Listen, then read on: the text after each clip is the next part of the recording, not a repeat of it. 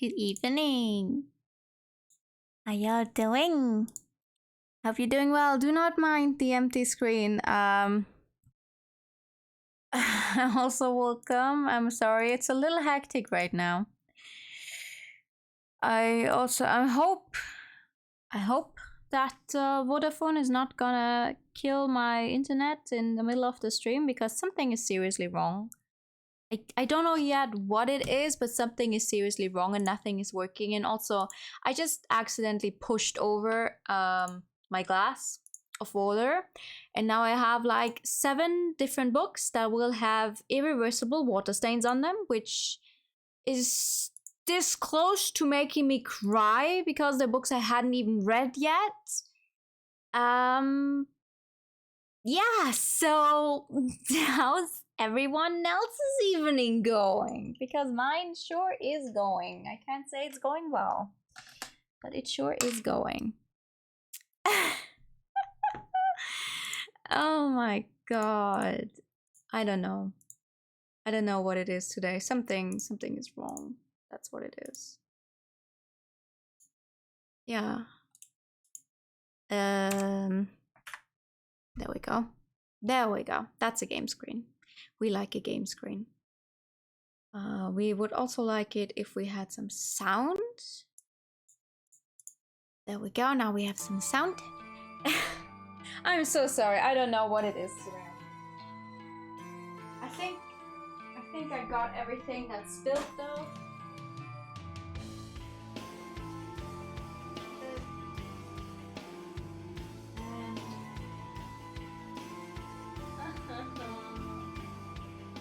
This is, well, it's not nice, is what it is.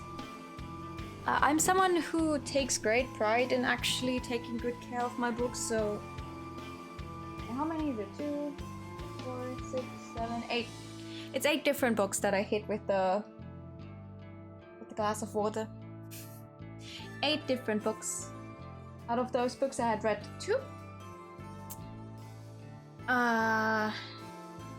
And the others are now... Well, I mean, I'm also sad for the ones that I've already read, but it feels even worse for the ones that I hadn't yet had the chance to actually read them, and now they're irreversibly damaged. Yeah! Because I wanted to turn on the light, and in trying to turn on the light, I accidentally hit the glass, and the glass decided to absolutely empty itself all over my desk. I mean, on one hand, at least it's only the books. Only the books and not my keyboard and stuff as well, because if I had hit that one, you know. Is it weird for you to be in VC? No.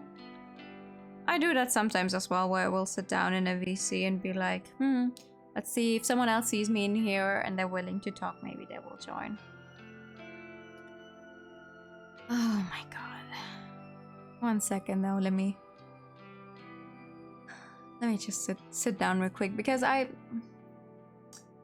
got home thinking, okay, it is Wednesday. That means stream time, especially because we didn't see each other on Sunday, and I didn't have the time to stream on either Monday or yesterday. So at least I wanted to stream today. Then one of my neighbors is like, hey, I still have some food left over. If I want some curry, some vegetable curry. I was like, oh yeah. Because she always asks me when she has vegetable curry over, because it's one of the things where she doesn't put any meat in there. So she's always like, oh, would you like to have some? And it's really good. It's a great food. So I got that, and then we got to talking, and I was like, oh no, wait. I need to leave. I still have a stream to. She's like, oh yeah, it's Wednesday, right? Oh, okay, bye. And I go to my own house. Not house, to my apartment, right? And I go in. I think to myself, I turn off my mobile data. And it's like, nothing is loading. Why not? Because for whatever fucking reason, my router decided to not work, and I restarted it like 3 times, and now it's hopefully gonna stay working. Also, thank you for the cursed nannery. Also, I'm so sorry, Ake, you still... Oh god, as soon as I tap out, the music stops, right? That was a thing. You still get the pad that didn't work first time round. Keeps happening every time. Every time you do the first pad of the stream, it doesn't work. Here it is. A little late, but there it is. And another one. Okay. Thank you, thank you. Okay, one more thing, and then I can tap back into the game. Jesus Christ. There we go. The con was nice. The con was nice. It wasn't as good as last year. I don't know. It felt like it had less cool stuff than last year. I also didn't see as many people that I knew as last year, but that's okay. Just likes for someone to talk. Yeah, exactly.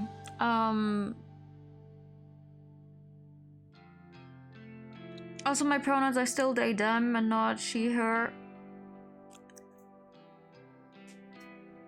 I am never going to like go to a con where I drive there and back at on the same day. Like there's nothing necessarily bad about getting there and going back home at the same day, but like, not if you have to be the one driving. That's exhausting as fuck. But overall, it was nice. Cosplay was a lot of fun, even though no one recognized me, which makes sense. I didn't really expect anyone to recognize me, or maybe someone did recognize me but just, you know, didn't speak to me. It's not like it was a big, well-known anime cosplay or whatever. But it's nice.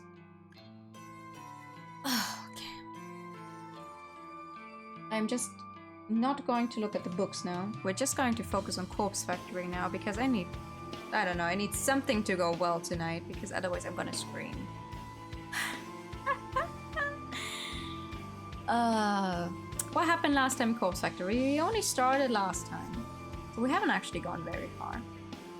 And what we found out, you're not used to pronouns. It's okay, it's a practice thing. We found out that you guys can see my cursor, never mind. We found out that our main girl here definitely gets off on some very interesting things. Also owns a website where people can send in how they would like certain people to die. And she's like, oh, I can do a funny Photoshop mock-up and send it to their number. But turns out people are actually dying. And in the ways that she, you know, photoshops up their pictures. We still don't know why yet. She isn't really bothered by it. She actually wants that to happen. She's like, oh yeah, I earned some power. I can make people die with my powers. It's like, okay, ma'am, I think you're using Photoshop wrong. I think that's your power. Yeah, that is what's happening. That's what's happened so far. Let's jump right in and see where else to go. Where exactly did we stop though? I don't remember. It's been an entire week since we last played this game. Which is a long time for visual novels. Usually we do it at least twice a week. So now I'm a little more lost than I usually am. Isn't that fun? Hell yeah, death! Exactly. Hell yeah, death. I'm going to be drinking from a bottle tonight out of fear of, you know, doing the same thing again. Anyway. A blast of frigid night air nearly sweeps me on my feet when I step out of the restaurant. If I'd known the weather was going to take a turn for the worse, I would have brought my scarf and jacket. It's the end of spring, so unpredictable cold weather is pretty rare. I guess I can't be blamed for not bundling up. Anyway, it's not raining and I'm close to home, so it shouldn't be a problem. I head down the street and watch a few shop owners closing their stores for the night. They don't pay me any mind as I wander by. My phone bursts to life and rings out in the quiet night air. I grab it and press it close to my ear for warmth. Hello? Aoi? Noriko? Hello? Is this a bad time? I forgot this game was voiced. No, I'm just walking home. Hi, weird. Congrats on the haha first. You're out at this time of night? That's not like you. I stopped somewhere to eat. What's up? Zia extremely new. Hi. It's Zia Pig accidentally throws an entire fucking glass of water over the books. A streamer knew it. Other than that, I'm fine. Also, thank you for the hydrate time. You stopped to eat? Say, about the new job. You spill, yeah, the glass was pretty much all the way full. So now I have a bunch of books that are soaked. And irreversibly water damaged. Yay! What is it? I spoke to the manager at the maid cafe, but he said I can't quit. What do you mean you can't quit? He said that? Oh, well, it's not up to him. You have every right to quit. Did you tell him you've landed a new job? Yeah, it is highly unfortunate. Yes, I told him. But he said he spent so much time and money training me that if I quit now, he'll treat it as stealing from the company and he'll call the police. I don't think he can legally do that. What a load of crap! Hang on. Are you at the cafe now? Yes, I just finished my shift. We're closing up. I'll be right there. I'm only a minute away anyway. I'm going to give your manager a piece of my mind. I don't think that's a legal thing to do.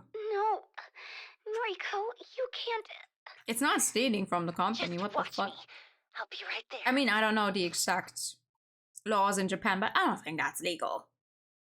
I end the call despite Aoi's objections. I can't believe how furious I am. Aoi finally has an escape route from the god-awful job, and now the manager won't let her quit? That has to be illegal. I've never met her manager, but I can just imagine his type. Self-important, wretched, greedy pig. Thinks he's a king of the world because he runs a shady maid cafe in the back streets. Well, I won't stand for it. People like him are the ones that should be reported to Corpse Girl's website. I'd love to target victims like that. I change direction and take up a running pace. Cool air against my face is kind of nice now that my body's warming up a little. Thankfully, there's hardly anyone around this time of night, so I don't feel particularly embarrassed by running in public. I'm not a terribly fit person, so it isn't long before I feel out of breath. I come to a stop at the end of the street, heaving and clutching my chest. Oh yeah, she's definitely heaving. Okay. I'm okay. Deep breaths. Me. After taking a moment to collect myself, I start back up, walking briskly this time. I can see the maid cafe's illuminated sign ahead of me. I approach the entrance and read the neon board. Chateau de Cristal, welcome home, master. Drinks from just 400 yen. Table charge 500 yen per person. Me after going up a flight of stairs. Open till 10 p.m. every night. I pass the sign and reach for the door handle just as somebody hurriedly throws the door open and emerges. Noriko? Oh, she's so cute. Aoi, told you I'd be here. I'm really glad to see you.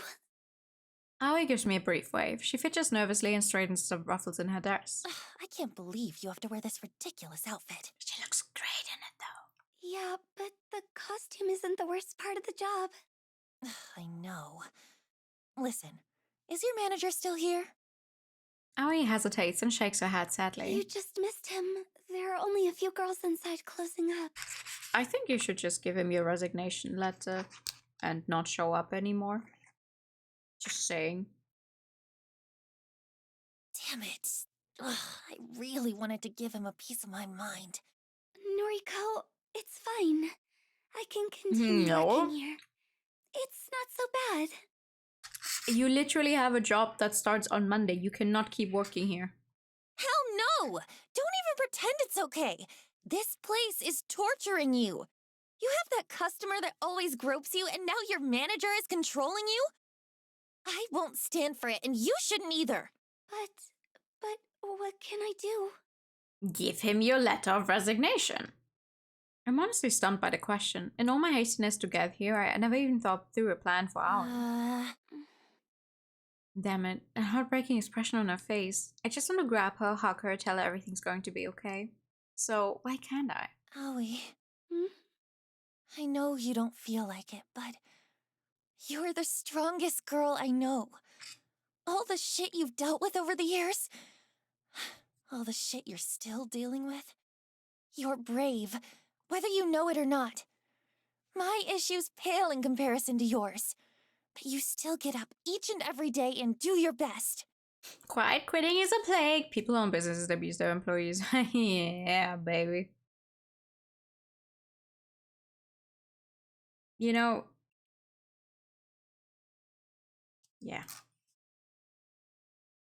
There's way more shitty employers out there than there's actually any good ones, but each and every one parades around is like, oh, we're a great company. We treat our employees with respect. We're nice. I'm like, are you though?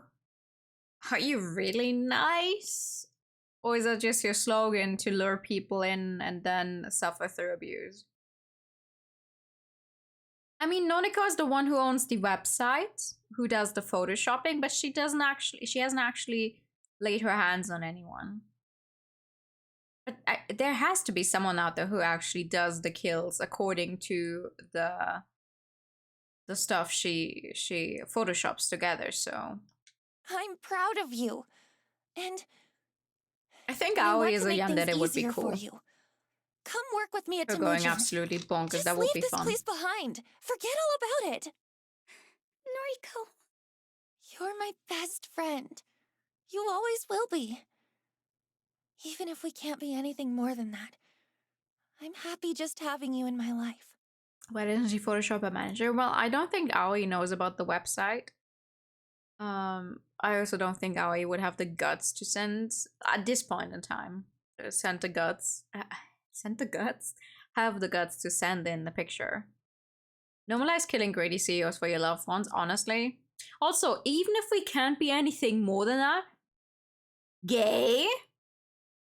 I'd do anything for you, Aoi. I hope you realize that. Of course. I know. Thank you, Noriko. Let's get out of here. It's really late. Come back to my place. You know I can't. Why not? All my things are at home, and I need to check everything first. Otherwise... I'm not calmly. I understand. I can't push her too much. Don't worry. I don't understand. Why can't she? And the thing is, I can't just run away from this place. That stalking customer. Oh. He knows where I live, and, well, if I stop showing up to work, he said he'll visit me at home. Okay, so you need a new place to live. Why don't we go to the police? I can't do that! Why not? Without warning, Aoi bursts into tears just as rain begins to spill from the clouds. I can't get him in trouble. I just can't. He's stalking you. Aoi, what? What is he? He's... family. What? A gust of wind blows down the narrow street, causing my head to whip wildly in my face. I brush it out of my eyes and mouth, only to see Aoi standing still, her head down. Stalker. He's... family? I could never bring myself to tell you. But surely you must have wondered why I've put up with it for so long. I don't know what to say. I'm stunned. Okay, but isn't that even more fucked up? He's literally a family member and he's stalking you? You're putting up with it because you don't want him arrested. Yes. If he goes to prison, the rest of my family will disown He's me. stalking you, though. He's the one in the wrong. If your family disowns you for that, then they're also in the wrong. You have me. You know what I mean. Bruh. I'm just going to go home for tonight. Thanks for coming out to see me, Noriko. Aoi turns on her heel and strolls away, the click-clack of her shoes against the wet pavement echoing through the street. Aoi.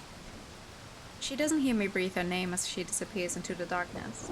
The poor girl. There has to be something I can do. Oh no! There are choices in this game. Ew. Ooh. There are choices in this game. Oh no. Oh no.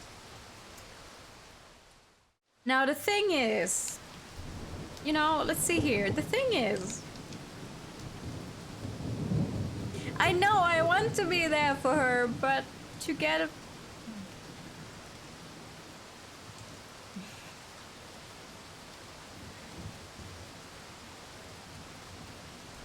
There's an achievement if we give her some space. I think. If I understand, hold on. If I understand this correctly, there's an achievement if we give her some space. Thank you. Hold on. Is there an achievement for both? Going after her, not going after her? This doesn't make any sense. There's an achievement. Hold on. There's an achievement that's like forge a bond with Aoi. But to do that, we need to give her some space.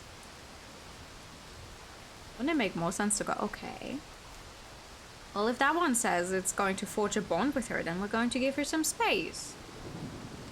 Which I personally cannot understand. I would like to go after her, but okay, let's give her some space then.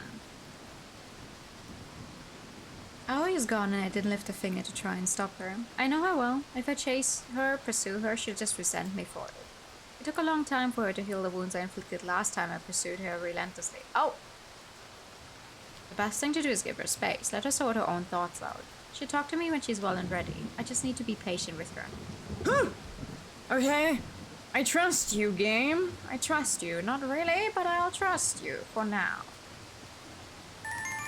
My phone rings, the sound slicing through the pattern of rain. It's Aoi. Of course it is. Hey, Noriko. The girl bursts into tears, her sobs vibrating through my ears. Oh no! I can't do it anymore. How does that work though? I know. All my life people have abused me, taken advantage of me. What did I do? What did I do wrong? You never did anything wrong, Aoi. I can't explain other people's behavior. And I can't truly understand what you've been through. Sorry. I know that's not what you want to hear. What do you do when it all gets too much, Noriko? Me? Well, I mean, you know me better than anyone. When it all gets too much, I run. I hide away. I tuck myself in my apartment and swore to never leave the safety of its walls. Put it this way. I don't deal with things as well as I should. Me neither. When things get overwhelming, my mind feels frazzled. And everything just gets worse and worse. I get caught up in little rituals, little habits. And I can't break free. I can't tear my mind away from the repetition. From the endless doubting and second guessing. I know. I can't keep going like this. Something has to change. As much as I want to help you, this is something only you can do, Aoi. Yeah.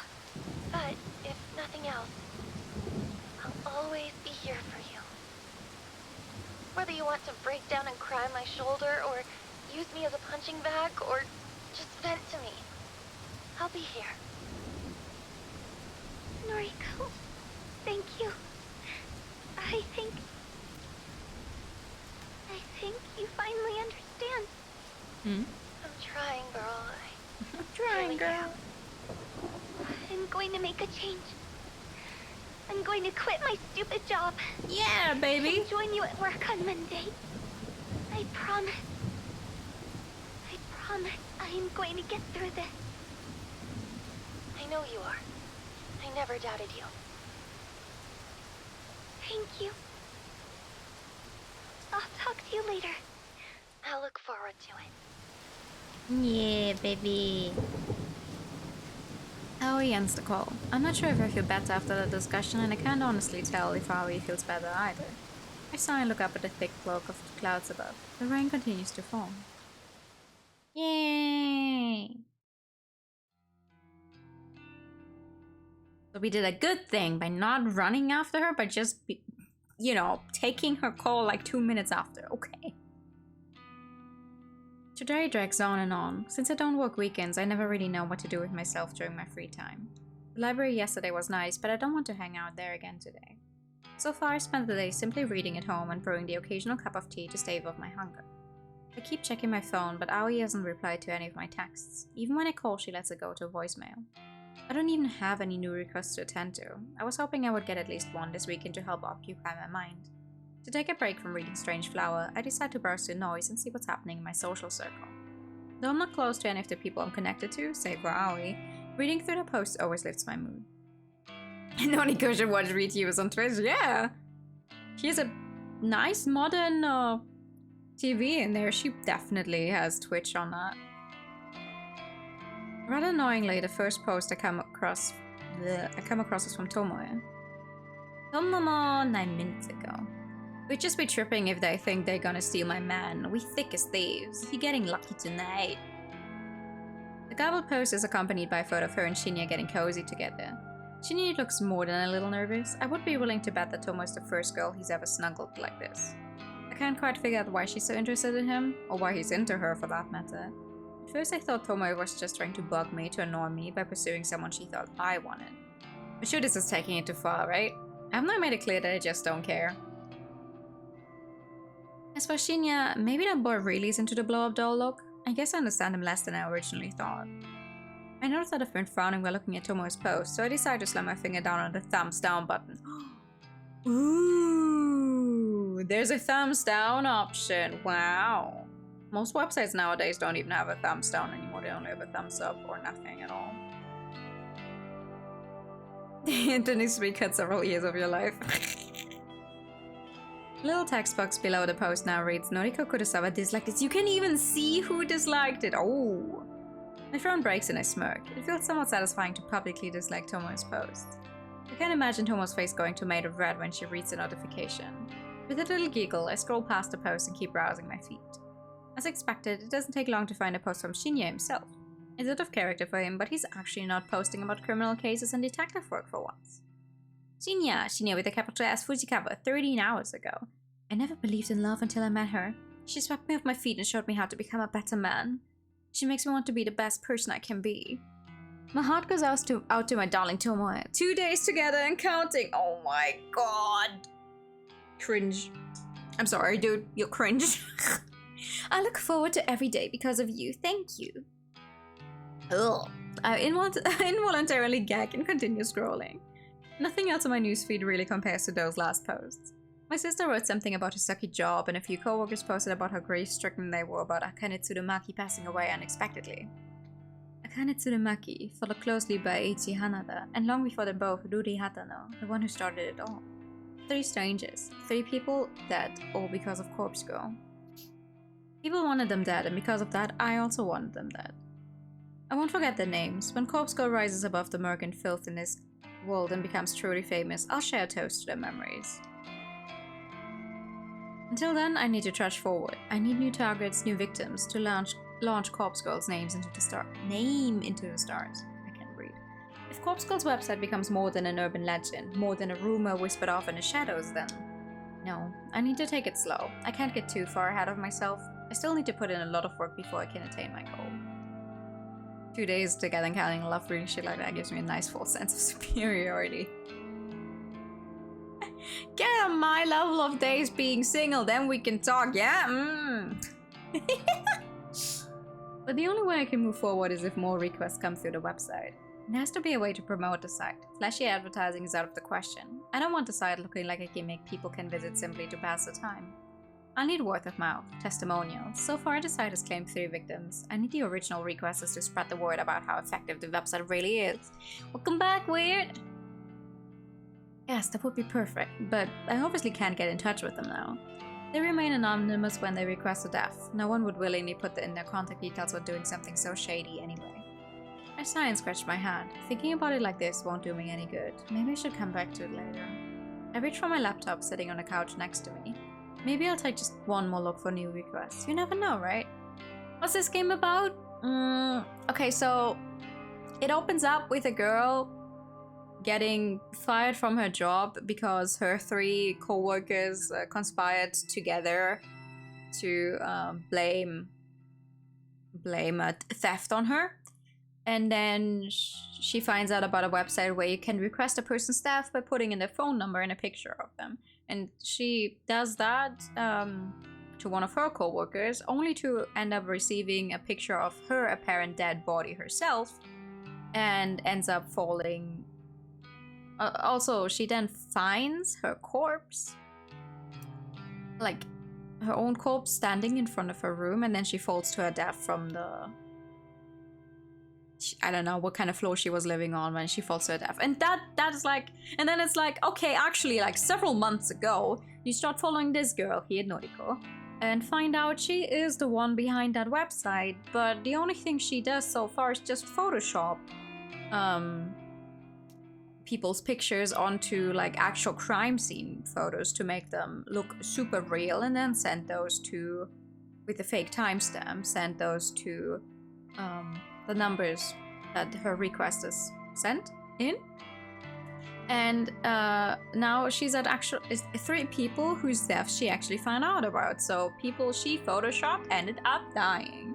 So now she's all on her power trip of like, oh, I can make people die, and trying to spread the word about her website so more people request the stuff.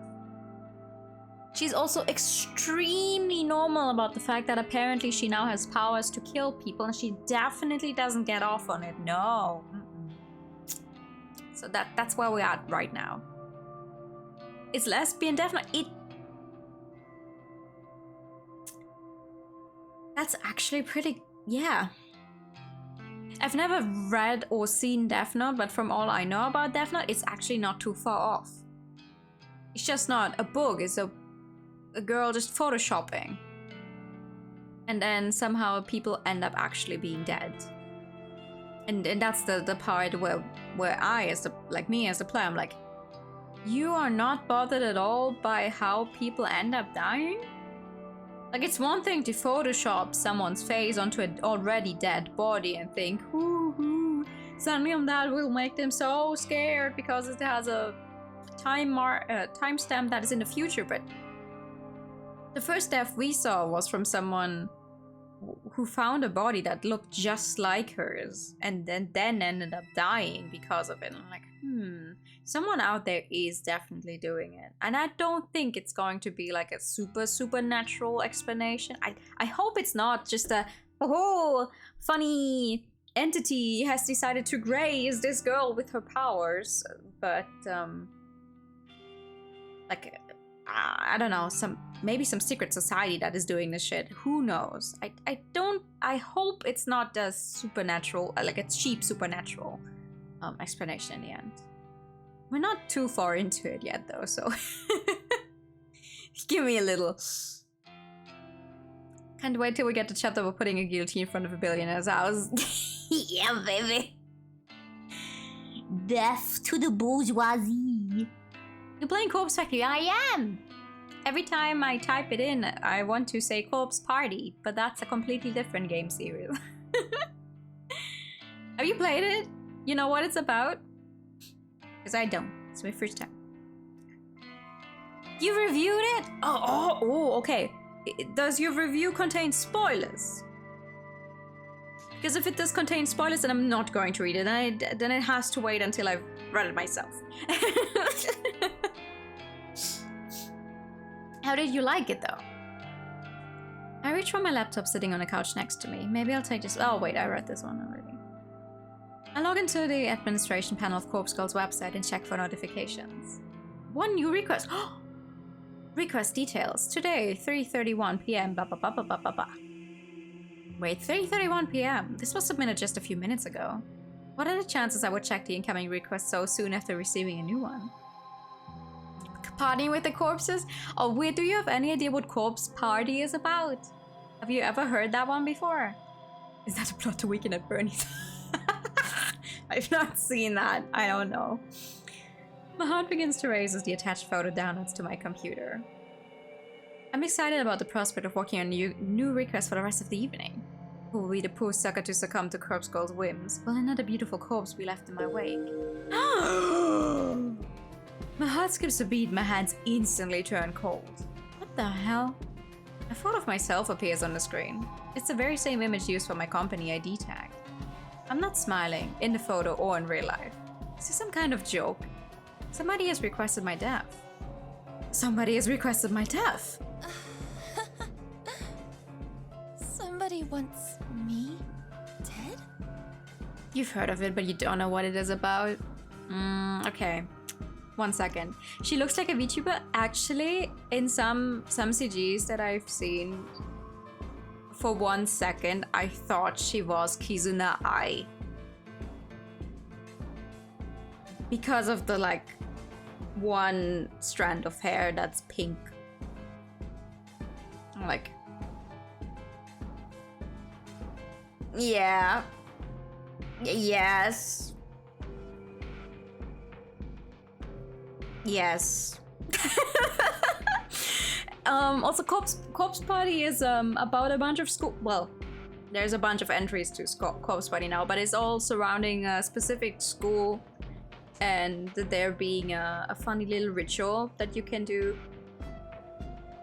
And the very first Corpse Party is like, oh yay, one of them has to leave. Like she changes schools, so and one of the people in class, she found this ritual online because she's into occult stuff, and she's like, hey, can we try out this fun little ritual so we can always stay together? And they have this little paper I don't know, paper figure, and everyone like takes one end of it, and then they say the little spell, and then they rip it, so everyone has one piece of it, and that way they will always stay connected. Yeah, but turns out it's not actually a good ritual. They get pushed into some weird alternative world of the school where they're now stuck, and there's ghosts roaming around, and they're all trying to kill them.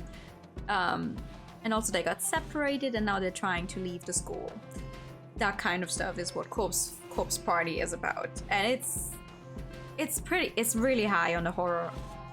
Like it looks like one of those old RPG Maker games, but oh boy. Also, it's completely voice acted. Has some pretty big name characters in there. Sami Imai is in there, for example. It has not a party. No, it's a big party, great party. Also has a funny as fuck English translation. Also lesbians, gay people in it, mass murderers. Who knows? You know. RPG Maker horror classic, yeah, kind of, but it's gotten several like reiterations, updated versions. There's actually just last year, there's a Corpse Party 2021 version now out on Steam, which is an upgraded version of the old release. Back then, you can also still get the old release, but this one has like extras from I think the Vita version of the game in it, more background info, that kind of stuff. So if you ever are interested in it and you know you don't mind chasing scenes, RPG Maker stuff, I'd say go for it. It's a fantastic game. Has many different endings as well. It's like, oh, there's a true end, there's a bunch of bad endings, there's a, oh, character X, Y dies, but you still get out of the house, character X, Y, whatever dies, you still get out of the house, or you don't get out of the house, blah blah blah blah. It's a great game. So, oh, what am I doing? Oh! Very light spoilers. Okay. Was it fun ride? Well, I am having a lot of fun with the game so far, so I'll check out your review as soon as I can then. I can't believe it! It finally happened! Yeah, she's so normal. I know exactly who requested my death! Tomoe! That stupid, vapid bitch! Jeez! Friend gifted you Catherine. I have played, I've not played the original Catherine, I've only played myself, Catherine. Hold on, I need to tab out for a second because I fucked up my chat. I've played Catherine Full Body myself. I know the original and all its endings from like YouTube playthroughs though. I liked it. I liked it enough. There's some problems I have with Atlus's writing in that game as well, though, same as I have problems with all of Atlus's games in some aspects, especially how they treat LGBT in general, that kind of stuff. Oh, Noisy Pixel's review of the game. Oh, you write for Noisy Pixel? I didn't know that. I check out their reviews sometimes, especially for the visual novels, because it's like, oh, it's someone who actually does like visual novels and reviews them, and not just some guy they made. They had to sit down to read a game that they obviously won't like. Oh, she's super normal. It's an Atlas game, yes. It's an Atlas game. It's in Catherine Full Body, in the updated newer release, you can actually turn on the Persona 5 music in the bar. It's very interesting. You do? Oh, that's so cool. I'll definitely check it out then. Tomoe Watanabe, the one person who hates me more than I hate myself.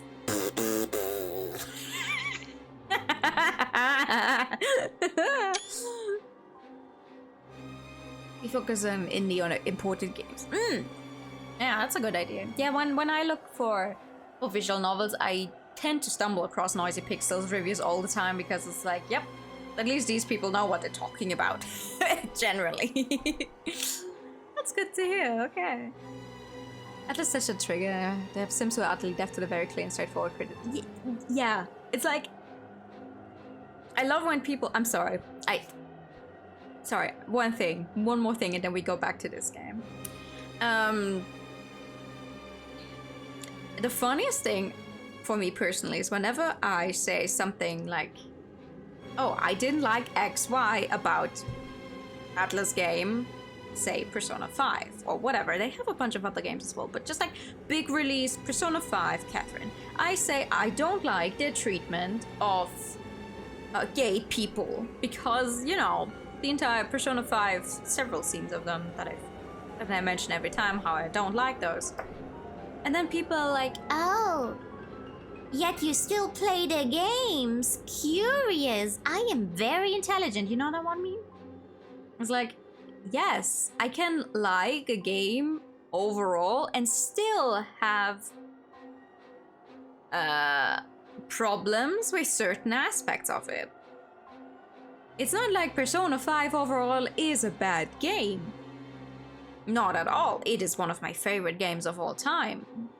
I mean, I'm playing it for the third fucking time, only to stream it, and I stream it for 10 hours plus, so yeah, no, you definitely don't like the game. I can still say that I have problems with what Atlas does with their writing. Especially so if they've done better before. My personal opinion in regards to representation in big games like that, in like AAA games, it's just like, either do not give me representation. You can disagree with me, this is just my personal view, right? It's like, either give me no representation or make it good. By that I do not mean that the person necessarily has to be a good person. Like, you can give me a murderer and be like, oh, okay, this murderer is also gay, and I'll be like, oh, alright. So they're not technically a good person, but you know, writing, in the case of, you know, Persona 5, writing two obviously gay men who pry on Ryuji, and it's told and shown for shits and giggles because, haha, look at these predatory men. This is so funny. We hate gay people. That is not good writing. That's just cheap and homophobic, and it fucking sucks. There's several other issues I have with Persona 5 as well that I'm not willing to get into right now, especially because I'm taking away from Corpse Factory, but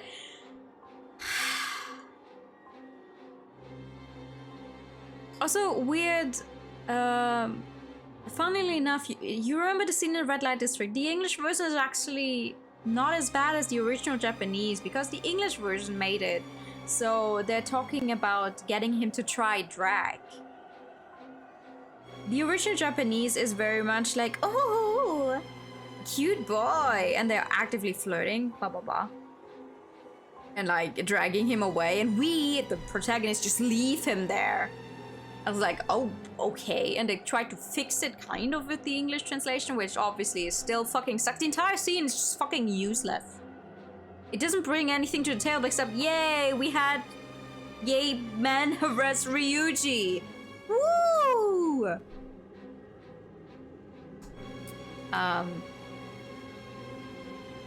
Anyway, what I was trying to say is I can still very much say, ooh, I do not like this and that aspect of what they do, and still like the overall stuff they put out. I'm still allowed to criticize them.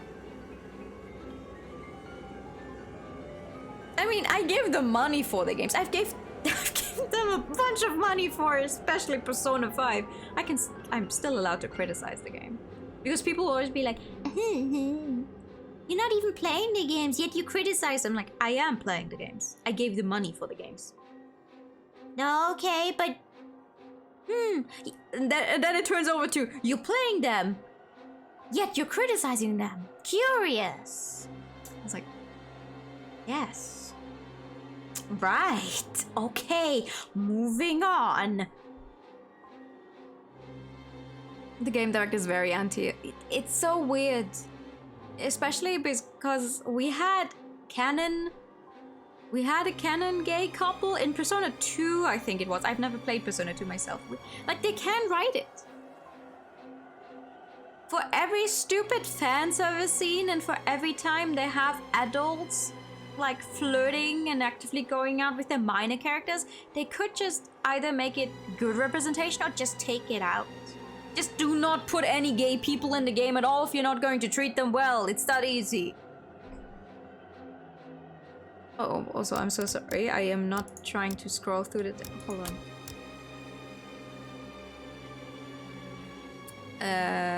You play games with this is something you don't like about it. Yes! I'm tired of settling for table scraps for representation. That is exactly it. It's like, this is why I like to go towards indie games. It also might sound like cheap if I say it, but it's like if an indie game is actively like, hi, we include LGBT themes, or the makers are like outright saying like, hi, we're a team of, I don't know, 2 lesbians and a gay guy and whatever, and we made a game, I will be more likely to try out their stuff because I am more likely to trust them. I'm more likely to trust them with how they handle their characters. That's not to say that every single gay game is automatically better. It's just, you know, my wariness will be lowered. That kind of thing. Does it make sense? We have strong opinions. Nah, I don't. I am open to try very many things. But yeah, sure, I am more likely to try it if I hear good stuff in regards to, I don't know, LGBT representation. Also, please excuse me for only saying LGBT, because I'm also just sitting here like, okay, wait, it's how many letters do we have in it now? It's LGBT, it's Q plus? I think that's the proper one nowadays, isn't it? LGBTQ plus? Blah, blah. It's like, please. Would it be a spoiler if you said who your favorite character? If it's a character who's shown up so far, no. If it's someone we haven't seen yet,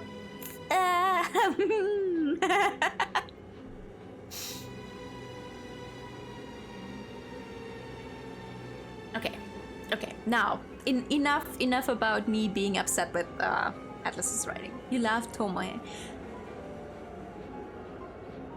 I think she's gonna be interesting if we actually get to know her more and she doesn't, I don't know, die tomorrow or something. But there's an achievement tied to her, so she can't die just yet. Also, Twitch, do not die on me. Please.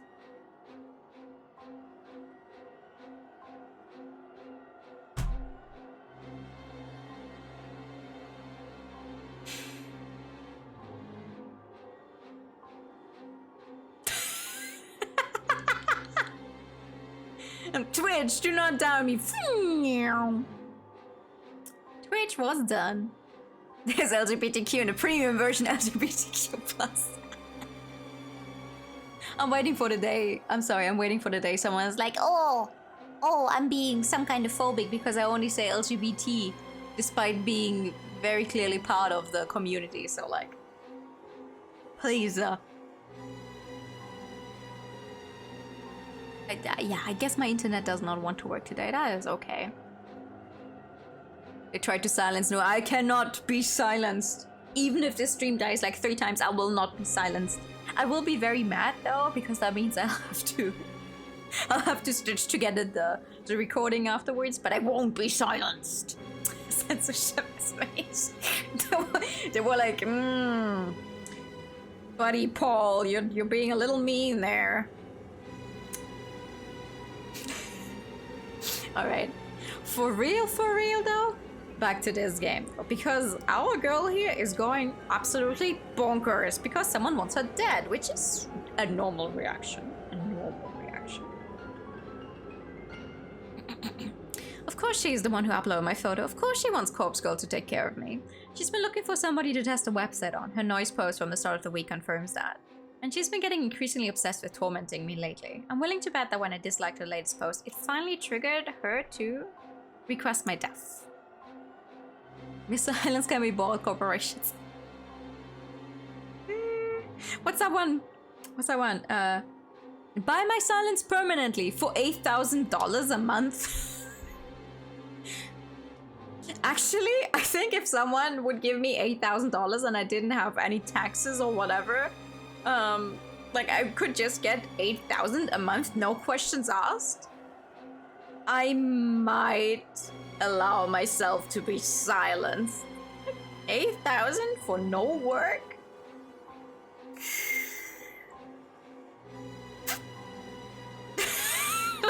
Watch me rebrand a week later like, hey, bitches, guess who got some money? Hi, bro. Good evening. Thank you for the pat. You're not getting rid of me that easily, though. 8,000 is 8,000, right? Right? My moral compass leaving my body when I see a comically hashback.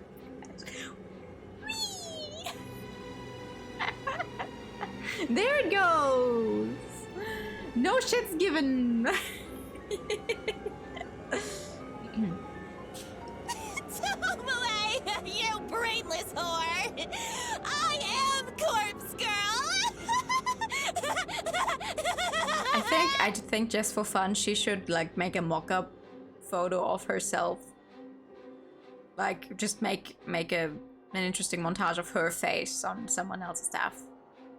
In a fit of manic laughter, I set to work dismembering my photo. I'm going to make my corpse look so realistic that she'll think she really succeeded in getting me killed. Oh, she's actually doing it! I was joking.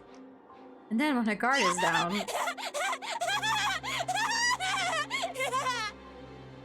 Okay. She's so normal.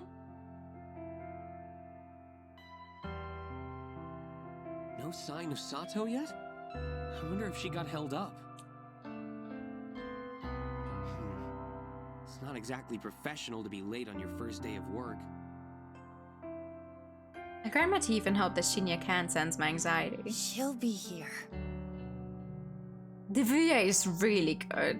Like, I was a little on the fence at first, but then I'm like, It's really growing on me. I think it's mostly just me not being used to English voice acting that has me on the fence. You never heard such choice lot, and you're like, I don't believe the bitter words that tumble out of my mouth. I sent another message to Aoi's seemingly abandoned phone, not really expecting a reply. Actually, she's not the only one absent. Tomoe isn't here either. He doesn't need to tell me that. I've been watching her desk like a hawk ever since I came in this morning. There's a small surprise waiting for her in the top desk drawer, courtesy of yours truly. She's like me, for real, for real. You play everything in Japanese or the language was originally made, and me too. Me too. Oh, thank you for the pasta tag, Lena.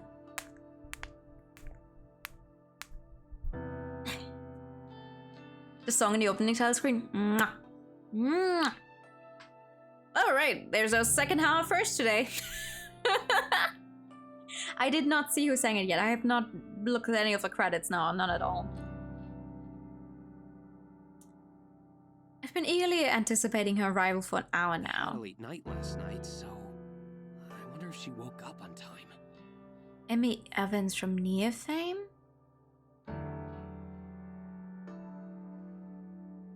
From Nia fame? I'm sorry, Nia what?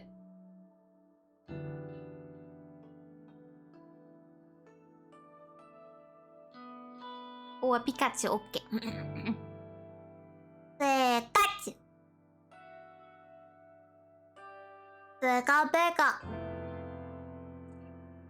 Pikachu. Oh, the songs you hear. Oh, really? Oh my god.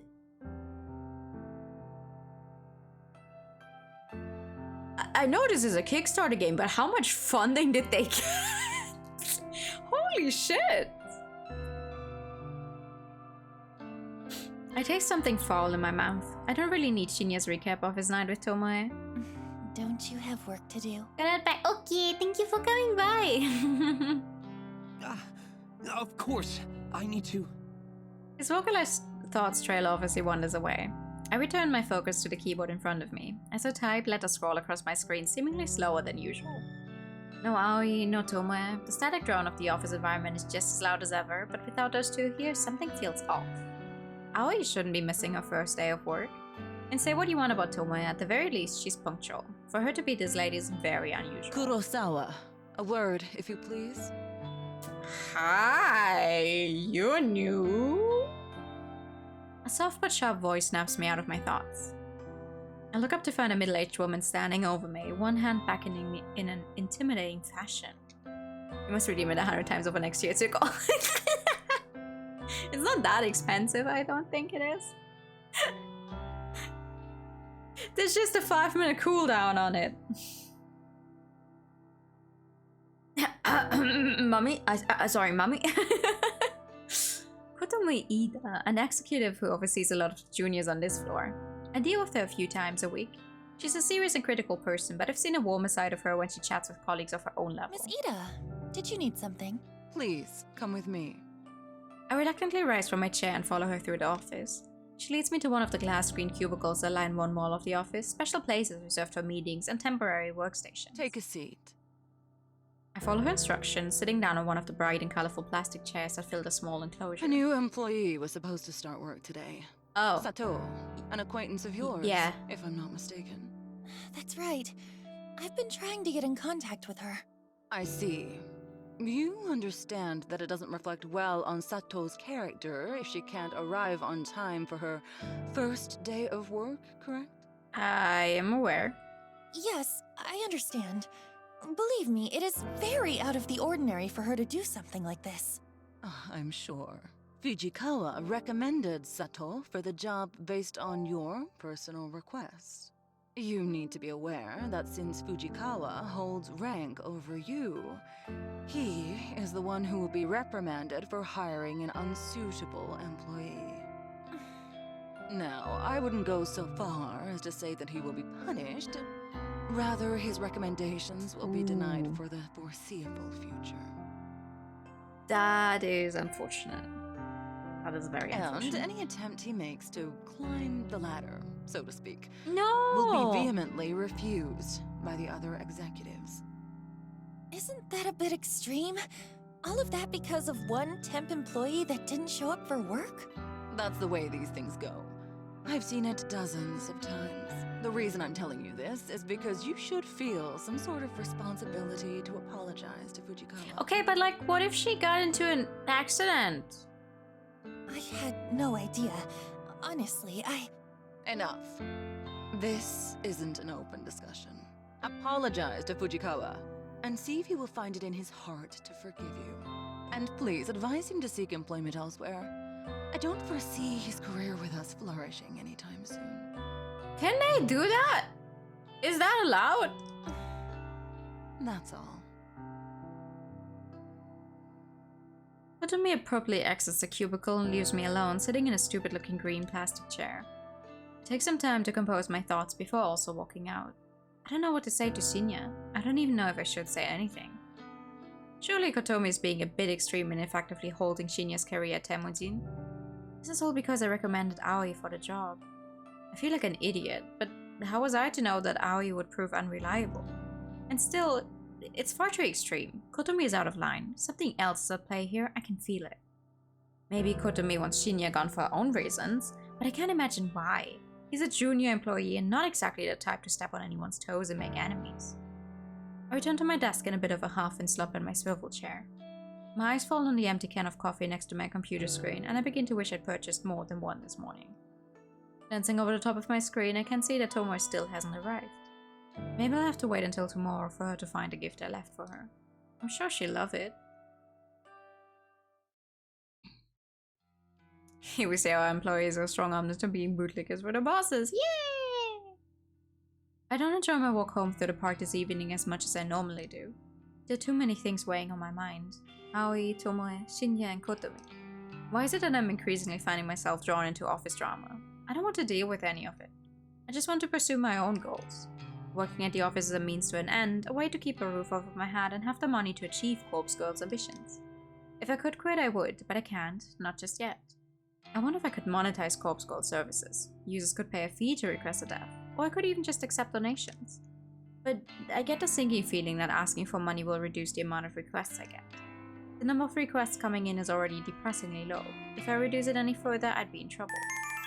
As I draw closer to my apartment building, my phone cries out for attention. I bring it to my ear with a swift hand. Aoi? By the way, I don't know if any of you guys saw, but they actually made a Tamagotchi that's like a watch. Like a wristwatch. I don't know if it's out yet or when it's coming out, or if it's getting an international release or not, but there's an actual Tamagotchi wristwatch version where you just wear it on your wrist. And you can look at your Tamagotchi. And I really want it. Noriko, what's the deal? I've been trying to get in touch with you all day. I'm sorry. I'm so sorry. I couldn't bring myself to come into the office. Why not? Yeah, well, I gathered that. Tell me why. You know, just the stuff I normally have to deal with. For real? What are we talking about here? Stalkers? Or your own battles? I left the apartment twice. I really did. But I had to go back inside each time because it didn't feel right. I had to check a few things and then check again, and in the end, I gave up and laid in bed. I must have fallen asleep. Why, you have When I OCD? looked at the time, it was already late. What does she have to check? I say angrily and hope that Aoi doesn't hear me. Alright. It sounds like you had a rough day. I'm sorry, but the situation isn't great. I'm just going to be honest with you, okay? I don't think they'll be happy with you if you come in tomorrow. If I were you, I'd write a polite letter of resignation and just forget about the job. Shinya's been kind of thrown under the bus because of this. Shinya? Why? Because he recommended you. I'm not too sure myself. Since he got you the job, I suppose he was somewhat responsible for you. But because you didn't come in, it sounds like his career's in real jeopardy. Oh God. Oh no! Take a breath. You didn't know something like this would happen. I didn't either. I think this one exec has it out for him or something because it's too much of an overreaction. It is a lot, yeah. I can't believe it. I never wanted to cost him his job. I know. You didn't mean for this to happen. Look, I'll try and smooth things out a little. I'll talk to Shinya tomorrow. You need to look after yourself right now, okay? Promise me you'll just take it easy tonight and relax. Okay. Forget this ever happened. Noriko will look after everything. Thank you, Noriko. Okay. Get some rest. Talk to you soon, Aoi. Bye-bye. End the call with a heavy heart. I don't actually have any idea what to do. When it comes to Aoi, I always feel obligated to just tell her anything that will help her feel better. If I could actually follow through with my words and genuinely make things better for her, then... well, maybe we'd have a bit of a different relationship than we do now, but I probably missed my opportunity for that a long time ago. In senior high school, I was never really truly understanding of her, and that cost me too much. Things are different now, of course. I've seen what she goes through. I'd like to think I understand her a lot more now. My feelings for her are true and not muddled in sympathy or pity. If this was a different life and I hadn't made all those stupid mistakes, I would be happy to be with her. But now, the best I can hope for is that she wants to remain friends with me, and that will have to be enough to satisfy Yo. me. Yo! That voice. A trickle of icy sweat drips down my spine. In the near distance, sitting on a bench close to the park's exit, is an easily recognizable figure. Come here. Yo! I freeze in my tracks. My body wants to keep walking to reach the familiar safety of my home, but my brain is engaging its fight or flight mode. Torn between my options, I find myself completely stationary. Come on, I won't hurt you. Tomoe. I won't hurt ya. There's no doubt in my mind that she's been waiting for me here all afternoon. She knows my route home. That's obvious since I last encountered her and Shinya in this very same park. I can help but tense up as she leaps off the bench and approaches You're me. into weird shit, right? Like, occult stuff? Maybe? Is that what you came here to ask me? Nah, just listen, okay? I wanted the opinion of someone freakier than me. Okay. She really knows how to flatter, girl. It's kinda dumb, you know, but... have you heard of that Corpse Girl website thing? Nah. Never in my life have I heard of a site called Corpse Girl. Who does she think she's talking to? More importantly, how should I respond? I've heard rumors. Yeah, right? I heard rumors too, so I checked it out. I thought the whole thing was really funny. Like, could it be for real? Anyway, maybe I kinda used it to request a death. Is that so? Someone has pretty much straight up admitted that she was the one who requested my death. After all, I know exactly how many requests come through the site. The latest one had to have been from her. Yeah, and, well, you know how the site works, right? Are you going to tell me that you requested my death and I'm supposed to look out for myself? What the heck? Fill me in. All you do is put in a photo of a bitch and her phone number. Then she's supposed to drop dead. Simple as that. Yeah, well, I'm still standing. Thing is, no one knows how it works. Or if it works, actually. Right.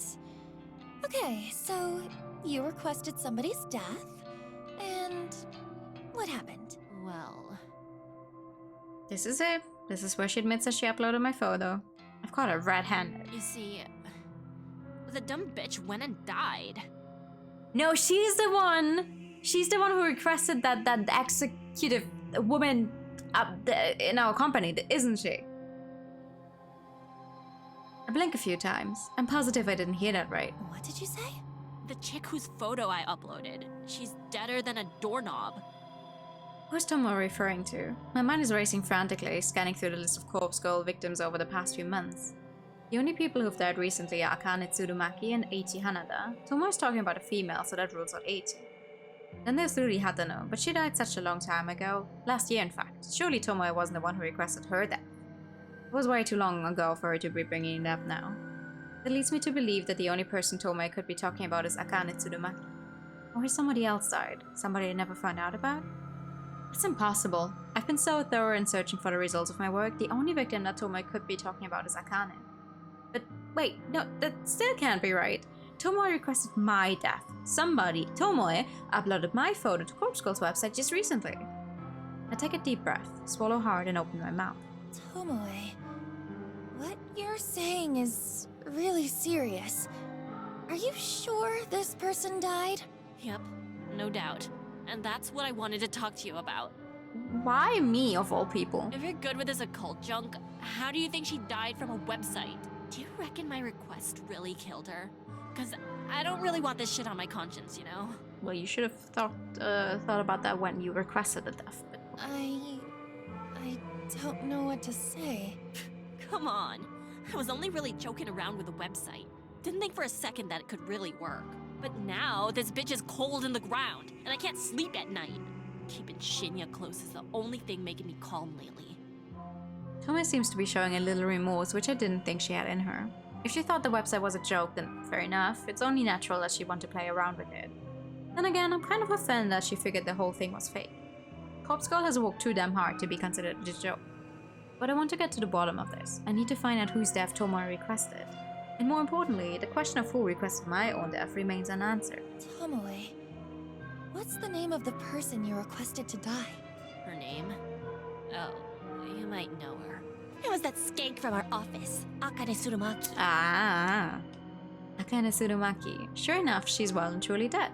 Tomoe isn't wrong in believing that the website killed Akane. Tomoe once posted on Noise about wanting to try the website, and she was waiting to find someone to try it on. If I recall correctly, the request for Akane's death came through Corpse Girl's website shortly after I read that post. Perhaps Tomoe made the request on the very same day. So then, Tomoe was the one responsible. I assumed the person who requested Akane's death was someone in our office, but I never figured it would be a junior data entry temp like Tomoe. How did Tomoe even know Akane? I can't see how the paths would have crossed in such a large office building. Yo, Psycho, you in there? Snap out of my thoughts and meet Tomoe's dead-eyed Your professional opinion, can a website really kill someone? My professional opinion is you were being very stupid in trying out a website. But, I mean, what's done is done. Thank you for the pen time. I'm torn between giving two replies. I could say that I believe the website worked and therefore help increase Corpse Girl's credibility, or I could play it safe and make sure I'm not suspected of any involvement. Coward that I am, I decide to play it safe. No, absolutely not. A website can't kill someone. Yeah, I figured. Guess it's just a coincidence that she died. You reckon I'm not guilty then? I didn't really want the bitch dead anyway. I was just mucking around. Yeah, you're not guilty. I mean, unless you were the one who How did she die even? I think asphyxiation? Like, unless you're the one who strangled her to death, I think you're good. I don't think they're going to be like, oh, you sent a request to a sketchy website and then she died. Thank God. That's a real weight off my elbows, you know? Mm-hmm. The weight of your elbows? I sure as shit won't mess around with sites like that again, though. I'm gonna play it real straight from now on. I gotta get my life together. I got a man to look after now. Mm-hmm. Right. Well, good luck with that. Oh, wait, I need to get home. Thank God. All I want right now is to get back and figure out who the hell uploaded a photo of me to the website. My mind is reading and I'm not in the right headspace to listen to Thomas drivel any longer. For what it's worth, which ain't much. Thanks. Thanks for putting my mind at ease. She's an I know we experience. ain't always seen eye to eye, and well, nah. That's about it for now. Oh. Yeah, Queen Slay! Take care of your prince. For a fleeting moment, I imagined that she was about to apologize for assaulting me last week. The possibility disappeared from my mind almost as soon as it had appeared. See you tomorrow. She waves almost sheepishly and wanders back through the park in the direction that I came from. Right, time to go home. I can't relax until I know who requested my death. If it wasn't Tomoe, then the situation could be a lot more serious than I originally thought. If it wasn't because of my petty squabbles with her, then someone really wants me dead. I gotta say that generally uploading photos of other people on random websites is already not a thing to do. Haha, yeah. When did we talk? Was this during the last stream? When I started complaining about like people filming random people and just putting that stuff on TikTok and wherever? It's like, yes, okay, if you try to do that, technically, if you do that in Germany, they can legally sue you. That is a thing we have here.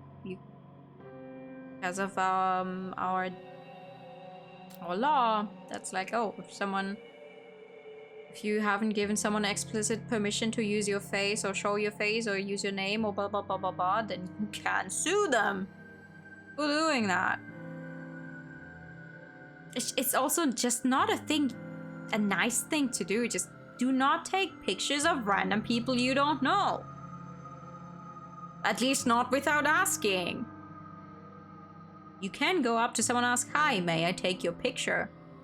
And if they say yes to that, then you still have to ask, hi, may I also show other people this picture? May I upload this picture? Blah, blah, blah, blah, blah. Whatever. Just, I don't know, common courtesy to not take pictures and videos of random people and put them online. You would think so.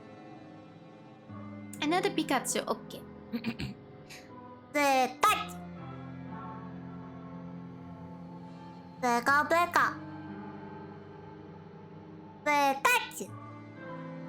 I've not played Hello Charlotte.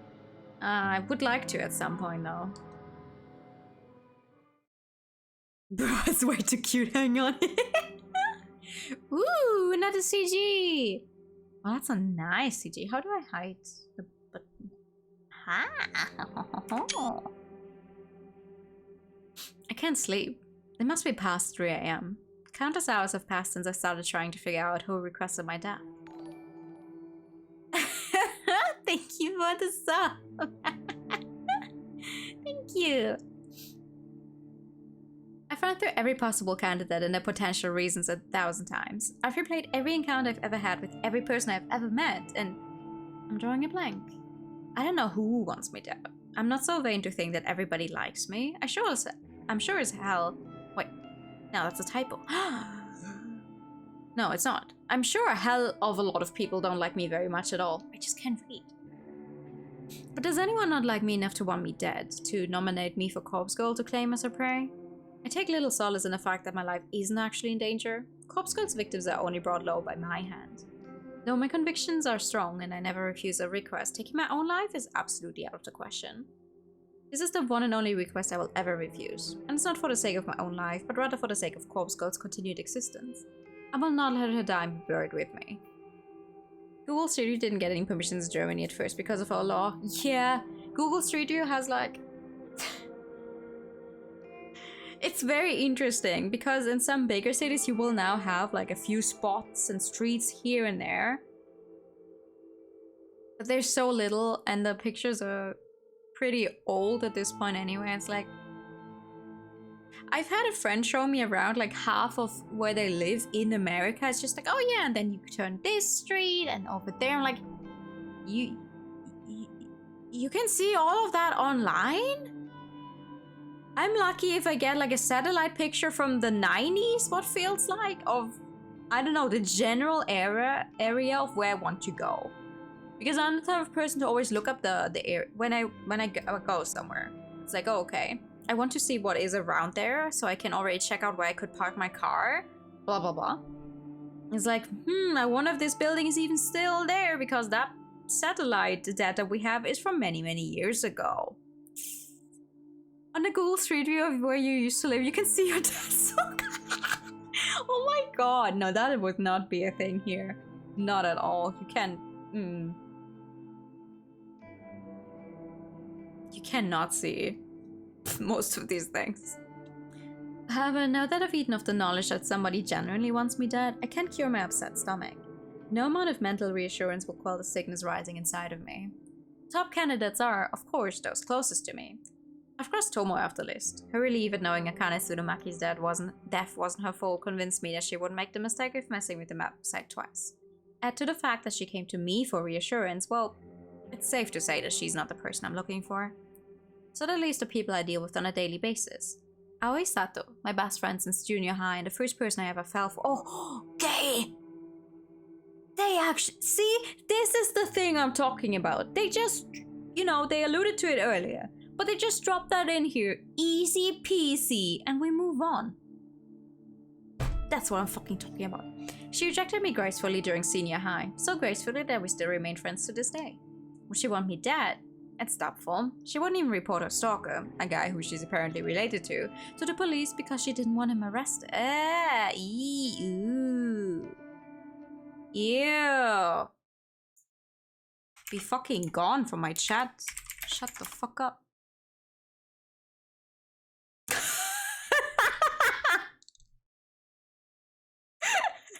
Ew. Moving on. Then there's Shinja Fujikawa, another acquaintance from school and now my coworker. He has even gone so far as to call us friends now that we're connected on noise. I've never been romantically interested in him, but I was under the false impression that he had feelings for me. He's a wannabe detective, but he doesn't have the competence to follow in his father's footsteps. He doesn't strike me as the type to want somebody dead, let alone go through with requesting somebody's death. Still, quiet, guarded people like him can really surprise you. When you take those three out of the equation, the people I deal with daily are very few. They're the high-ups and execs at work like Kotomi Ida, but our dealings are so short and simple that I'm sure I barely even register on their radar. It has to be someone from the office though, like considering the picture of her they got. It would have to be someone who can... I think it was a picture of her from the office, right? We don't know what her profile picture on noise is. Otherwise, if it's a picture she uses on noise, it could be just anyone having access to a noise profile. I don't know. If I extend my list of candidates to include people that I don't deal with regularly, but who are technically still part of my life, then the list gets a little more interesting and harder to narrow down. Kenji and Momo Ogawa, the father and daughter living in my apartment building. They're sweet, kind, and considerate. Would imagine they'd want to kill me unless I'm really using up too much of the internet bandwidth and I just can't take it anymore. There's my elder sister, of course, Yuriko Kurosawa. We haven't talked in over a year at least. She's scum, but probably not the type to randomly elect her own sister for death. Probably. She's on parole, so I have to believe she wouldn't do anything to jeopardize her freedom. And then there's Mother, Asuna Kurosawa. She's simply not in a position to submit my details to Corpse Girl's website. My struggling brain can't think of anyone else currently in my life. I have a very small social circle, it's true. All the people that fill my noise newsfeed have either already been named on his list, or they are from such a small long ago part of my life that I wouldn't even remember I exist anymore. And then, suddenly without warning, a face pops into my mind with startling clarity. The guy from the library. Kojiro, was it? Kojiro with no sure name. He was bizarre, eccentric. Didn't seem like the type of person that gets outside much. Kind of like me, I suppose. His eyes were so clear it was unnerving. They say the eyes are the window to the soul, but I couldn't see anything of substance through his lens. No sure name.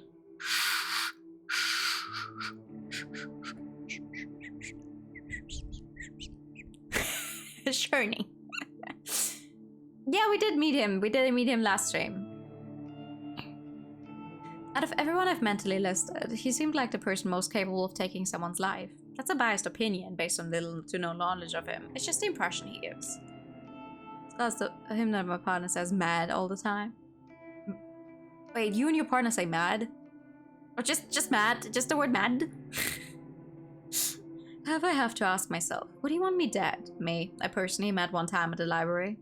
In addition, the photo of me that was uploaded to my website was from Temujin's corporate system. See. That's what I'm saying. Corporate system. It's the very same picture that I wear in my ID tag. How would Kojiro have accessed it? If he was going to upload a photo of me, he would have found my noise profile and used an image from one of my albums. There aren't too many photos of me on there, but there are enough to identify me. The guy's suspicious, but I don't think he's the one I'm looking for. Yet, I can't get his face out of my mind. Are we serious? We hear him talk more? Okay. Looking forward to it. Sign turns on my megaphone. It's impossible to have an unbiased opinion! That's my opinion! I don't know where I snatched up my phone from my bedside. From... What? Okay, but this time it's actually a typo. On a whim, I snatch up my phone from beside me and unlock the screen. The bright light shines like a beacon in the darkness and nearly blinds me, but I squint and navigate to the noise app. Kojiro. He told me his noise tag, didn't he? Yeah, just double Kojiro, right? If I can remember it, it'll save me the hassle of having to look through hundreds of profiles with the same name just to find him. What was it? Kojiro? No, too simple. Koji something. I start to type different variations until an auto-predicted result pops up. Koji. Ah. Okay, not double Kojiro, but just Koji. What was this game? Like, what language was this game originally written in? Was it not English? That's the one. I tap the result and instantly arrive at his profile. The info in his About Me section's pretty vague, but judging by the display photo, I'm certain this is the right guy. Good evening! Who the hell has the ad as their name? I mean, you would be surprised. every time I follow classmates, you know, back when I was still in school, and you know, you would exchange the Instagram profiles. You know how many of my classmates I would find by just putting in their actual full names or variations of their full names, and then like a bunch of numbers. So many. I cannot relate. I cannot relate to people who use their real name anywhere online. I've never used my real name anywhere online. Koji Koji is a cute name though, to be fair, it is. But still, like, you guys use your real names online? Ooh. Ooh. I don't want to be doxxed. At least I don't want to make it that easy. Just the average guy taking my days one at a time. Introvert, antisocial, anti-establishment, anti-everything. Lol. I like peanut butter though. I scroll through his feed and see that he hasn't posted anything for quite some time. His most recent post is from about a year ago, and it's just an updated version of his display picture where he has cropped out a woman's face and body, so the focus is just on him. You're telling me your name isn't Noah? No! Fuck! You wanna know my secret? Your last name isn't CH.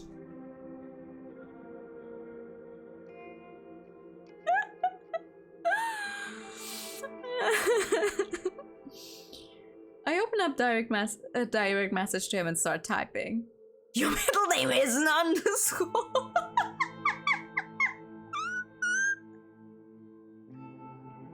You got me. You got me there. I've been lying to you guys. I'm sorry.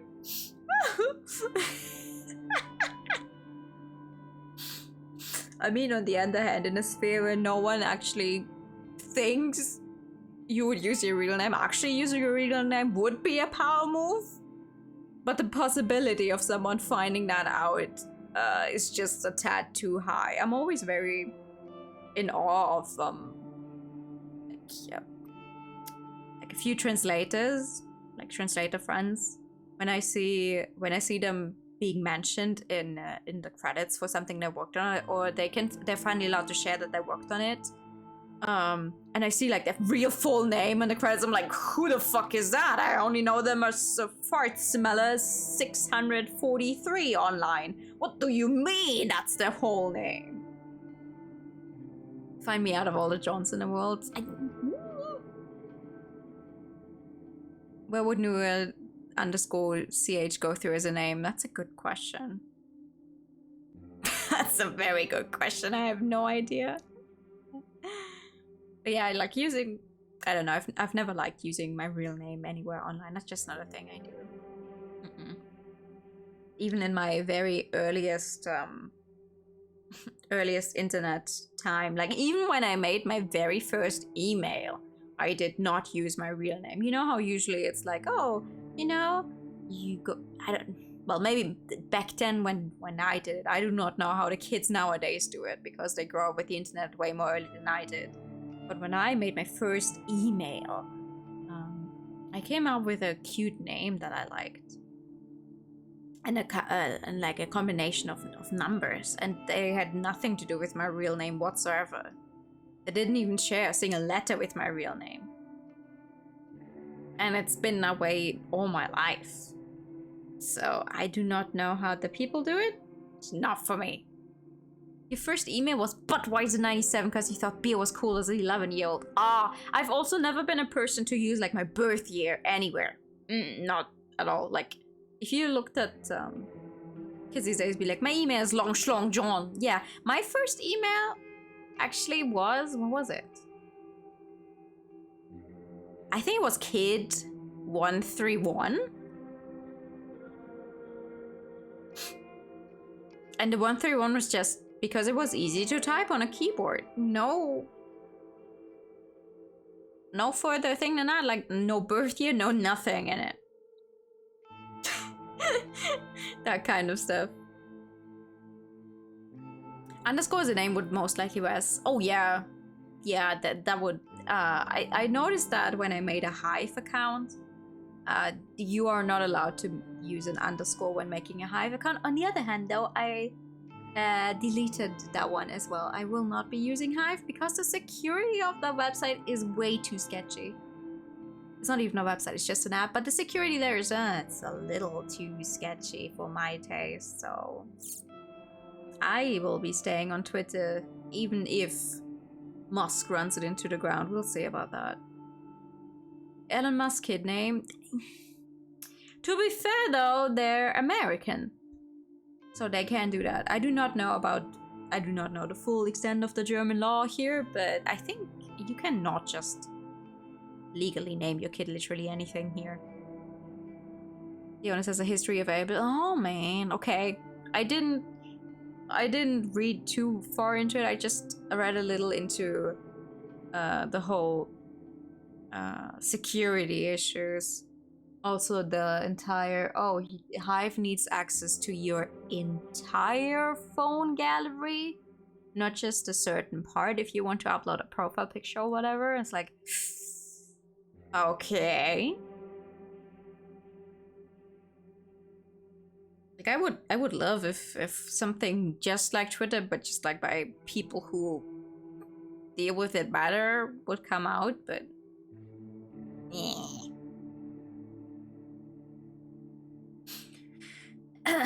Hey, is this Kojiro from the library? It's Noriko. Kurosawa. Since it's past 3 AM, I'm not expecting a reply until I instantly receive a message in response. Hi, late night. You replied so quickly. No Hive, you cannot see my 700 gigs of Waluigi art. Maybe you actually get problems because I have Noah as a name, so they're probably just stealing the person or something. Oh no! Oh god damn it. I swallow and gather the nerve to ask him what's on my mind. Yeah, I can't sleep. Have you heard of Corpse Girl's website? Oh, the screen states that he's currently typing a message, but then the notification simply disappears and no message comes through. Is he ignoring me? Then, yes. So he does know about the website. The question is, was he already familiar with it, or did he just look it up after I mentioned it? What are your thoughts? Is it real? Yes, love it. Big fan. I see, me too. Have you used it? No, well, no, not yet. Don't hurt anyone enough. It's hard to get a sense of his emotions through his replies. I can tell if he's being sincere or not. It's fucking me up that they're both using like proper capitalization and everything. Wait, have you used it? Tell me. Tell me details. Does it work? No, I haven't used it, but it's popular in my office. I don't know why I wrote that or why I ended the message with a question mark. I shake my head and wait for a response. Okay, let me know if you use it. Might be work for me. Might be work for me. What does he mean by that? For Koji it makes sense, he has that proper grammar energy. And for Noriko it maybe might make sense because it's her first time writing to him, so I'm the same. Like if it's my first time writing to someone, I will actually take care to write proper sentences, and then when I can't be bothered anymore because I know the other person won't mind, I'll just run all over the keyboard. Catch me using proper capitalization, but talk like you don't goof. Yes, I store cadavers, dispose of later. I don't understand. Hospital morgue, storage and disposal. He works at a morgue? Yo! You gonna bring a coffee machine down to your room also? And we'll come back. Professional IRL, but don't like yeah. I tend to mix and match. I do try, like, whenever I write tweets and it's like an announcement type of tweet, I do try to properly capitalize everything to be proper and professional. And then I'll write an answer to someone. And it's just like, oh my god. Sheesh. I noticed a strange smell on his clothes when we met, and now it makes sense. I gag a little and suppress the urge to vomit. So, if someone dies, they get sent to you, even for, like, suicides and murders? Yeah, all sorts. Where's the crash victims? Have to mix and match limbs. Have you ever received a victim of Corpse Girl's website? Impossible to know. Maybe. Who can say? Have a name? A name. Can you look up the names of bodies he received? Can you look up such a thing? Yes, cadavers are ID'd, mostly. No victim? Sorry, were you have cancer? Shit! No! Why would you say that? Should I ask? Will doing so put me under suspicion of being associated with Corpse Girl? Hello? I can look now, at work. I start to nervously bite my fingernails. I know that I won't gain anything from finding out if he's dealt with any of the victims, but morbid curiosity tends to get the better of me. Sometimes I just have to know. Akane Tsurumaki? Okay, a second. No, correct spelling? Got an M Tsurumaki and Akane Tsurumi. That's not right. Close to. Doctor, you have a few days to live. You really be like that sometime? It's like, how are you doing? Oh, you know. I think I've had enough. That's just how it is. Like, I really can't keep saying that's just how it is anymore. That kind of stuff. Okay, more names? Eiichi Hanada? One sec. Yes, crash victim. Bad. I remember him. He's still here, actually. I can't believe what I'm reading. Eiichi Hanada ended up at Kojiro's morgue, and he's still there? Really? How long do you store bodies? Depends. Up to 2 days for autopsy. No autopsy for him. No need. So he just sits here. Cold chamber number 31 BB. The family don't collect, then cremation. Sometimes coping saying, sheesh, you need an entire bag of coffee crisps.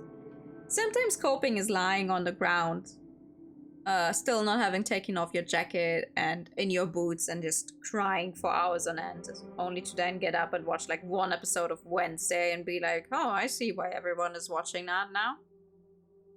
I'm not talking from experience, no. Exclamation, what do you mean by disposal? Yes, mostly. Friend of yours? Not exactly.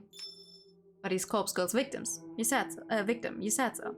Well, I don't know. You said so. Interesting. I'll look at him again. Really, there's no need for that. It's okay, I won't tell. How do you do it? I swallow hard. What does he mean? Hello? How did I do what? How'd you kill him? Oh shit. I've messed up. He knows. Kojiro has figured out who I am. In a panic, I slam my phone down. I can hear the constant vibration against the bed as Kojiro continues to message me. Shit. Shit. What do I do? Can I make something up to convince him that I'm not the one responsible for Eiichi's death? Will he even buy it? By not responding to him straight away, I've probably inadvertently proved my own guilt. I pick up my phone between my trembling thumb and forefinger. I hold it delicately, as though it has suddenly become some sort of evidence that I don't want covered in my fingerprints. In a way, that's completely true. I start the message from Kojiro. Hey, you there? Hello?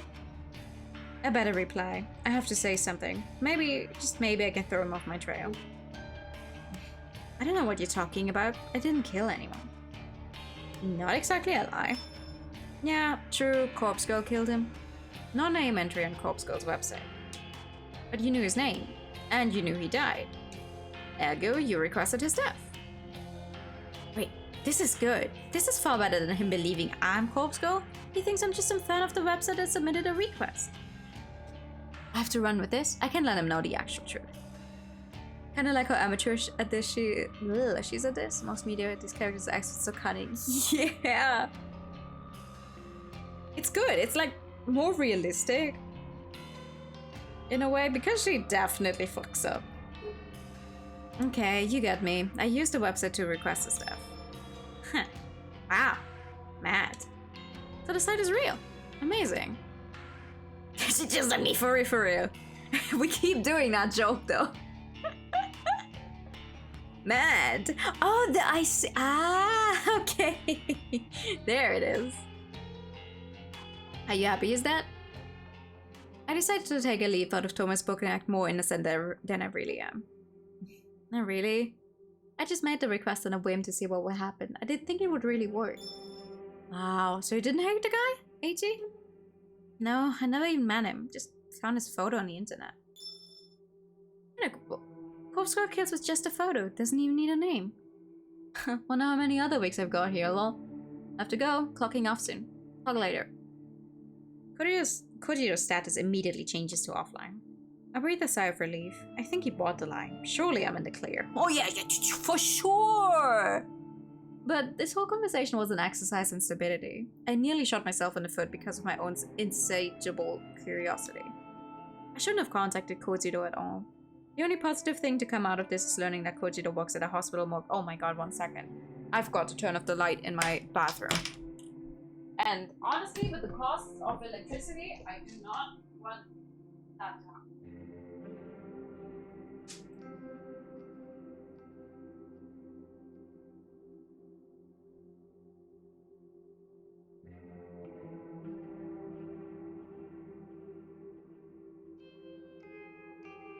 I hate this. You know how those.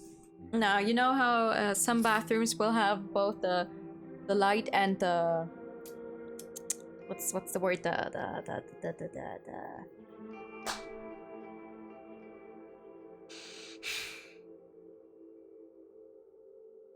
Oh my god, what is that thing called? You know how the air circulate thing goes? So you get fresh air in there if you have a bathroom that doesn't have a window. Oh my god. Anyway, the vent, thank you. Yes. Mine only works if I turn on the light. I cannot do just the light or just the vent. I can only do them both at once, so I always need to keep it running for a little longer. And then I end up forgetting to turn off the light again, and then I wake up the next morning and be like, ah, fuck. I left the light on in the bathroom for the past 9 hours. Isn't that fun? The only positive thing to come out of this is learning that Kojiro works at a hospital morgue. I could potentially take advantage of this, but my sleep-deprived brain can't quite work out how. Well, I can dwell on that later. For now, I really need to sleep.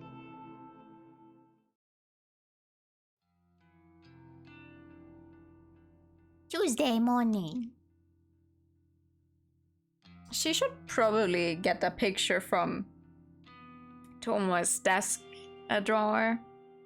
Now that she's found out that it wasn't Tomo who requested her death. My alarm erupts with a shrieking scream and scares me awake. My eyes don't open immediately, and instead I find myself tossing and turning, trying to bury my face in my pillow. I can't have had more than 2 hours of sleep, and now it's already time to get up and go to work. How the hell am I going to function today? I drag my heavy body from the bed and slide into the pair of slippers resting on the floor. With a yawn and a stretch, I leave my bedroom. I stand in the kitchenette connected to the living room for a few moments, completely absent-minded. I open the refrigerator and stare blankly at the dismal contents. A small tub of peach yogurt sits on the top shelf, and a half-empty jug of oolong tea rests at the bottom. Is it oolong? Every time I read this tea, I'm like, is it oolong? Is it oolong? I grab the yogurt and peel off the lid. Without even fetching a spoon, I simply pour a little into my mouth. I consume about half of the tiny portion and wipe my mouth before throwing the leftovers in the trash can. When you drag yourself out of the bed like a slug, I'm mood. There will be enough to spike my energy for the morning. When you normally run on an empty stomach, any amount of calories can work as a pick-me-up. How many cups of coffee should you make? That depends on the time. Personally, I think if it's almost sleep time, you should not be making too many. Also, I think just one is enough, because by the time you finish one, the other ones would be cold. If you make several of them at the same time. I make a mental note to collect 2 or 3 cans of coffee from the convenience store on my way to work. They should carry me through the rest of the day. The rest of the early morning is spent applying makeup and getting dressed. I'm out the door at the same time as every other day. Oh, good for you. To stop myself from nodding off at work, from nodding off at my desk, I decide to rearrange my personal effects. Having something to focus on is a great way to fight off sleep. Unlike the other employees here, I don't tend to keep too much of my workspace, yet it still manages to feel cluttered somehow. Next to my computer monitor are 3 little figurines that I collected from toy capsule machines. They're a set of anthropomorphic coffee cans that were released as a promotional campaign for my favorite coffee brand. Oh, that's cute. You get sleepy from coffee. Ah! But yeah, maybe 1. I think 1 is good. Each figure is about the size of my thumb, but they're cute little things, and when you put a coin into the capsule machine, you never know which character you're going to get. So far, I've managed to collect Captain Café au lait, Lieutenant Long Black, and Madame Macchiato. If I remember correctly, there are 2 more I still need to get. So 16. How would you even drink 16 cups of coffee? Please. That's not good for your body. But the capsule machines seem to be out of rotation now because they've been replaced with a different series of toys. If I ever want to collect the remaining figures, I probably need to buy them online. Oh well, I'm not super invested in having to own all of them. I give each tiny figure a bit of dusting and set them back up next to my monitor so they're all standing up straight and facing forward. Satisfied that they're tidy, I look to the small tray of drawers that sit on the other side of my monitor. I mainly just store papers and office memos in them. They're not really big enough to hold anything much larger than documents. I rummage through the drawers and discard a few old notices that aren't relevant anymore. When I'm done, I file away a couple of loose papers that have been fluttering around my desk for the last week. With that complete, I straighten up my keyboard so it's parallel with my mousepad. I give the keyboard a thorough dusting and then lean back in my chair to admire my work. The desk looks much nicer now. A clean workspace invites a clear state of mind, or so my coworkers would have me believe. Maybe I'll buy into that a little bit now that I can see the effects for myself. The corner of my eyes catch a glimpse of blonde hair and I turn to watch Tomoe enter the office. She nods at Shinya as she walks by his desk and continues nonchalantly toward her own workspace. Since her desk is in my line of sight, I have the perfect vantage point to watch her put her belongings down and take a seat. I feel a sudden stirring of excitement as she sits down. It's almost as if I'm anticipating something to happen. Something's supposed to happen with Tomoe today. Have I forgotten something important? The fucking picture you made a mock-up of! Girl! My tired mind can't really focus on these thoughts. I try to ignore the mild surge of adrenaline that started pulsing through me when she took her seat. I distract myself by starting up my computer and looking over the list of today's tasks. It looks as though I need to correct a few entries I uploaded to the company server yesterday. In my previously distracted state, it's possible I made a few typographical errors. That's fair enough. I'll get to work on correcting the data. I open up a few programs and listen to the whirring of my computer tower, nearly drowned out in the clamor of the office environment. The next sound I hear eclipses the noise of the computer and the office completely and absolutely. A terrified shriek slices through the air like a knife, leaving a deathly ringing silence in its wake. I scramble to my feet purely out of instinct, scanning for the source of the scream. I don't have to look very far before my eyes fall upon a distressed Tomoe, kneeling on the floor and clutching her face. She's on the ground next to her desk, staring down unblinkingly, her fingers white from the strain of clawing at her own hand. In the sudden chaos of people rushing to her side, I somehow manage to notice that one of the drawers on her desk is wide open. An open drawer. As tired and exhausted as I am, the significance of the open drawer isn't lost on me. I immediately realized why my body subconsciously felt excited when Tomoe came into the office this morning. I left something in her desk drawer, something I wanted her to find. Yesterday's obsession with discovering the identity of the one who requested my death caused me to forget my rebellious strike against Tomoe.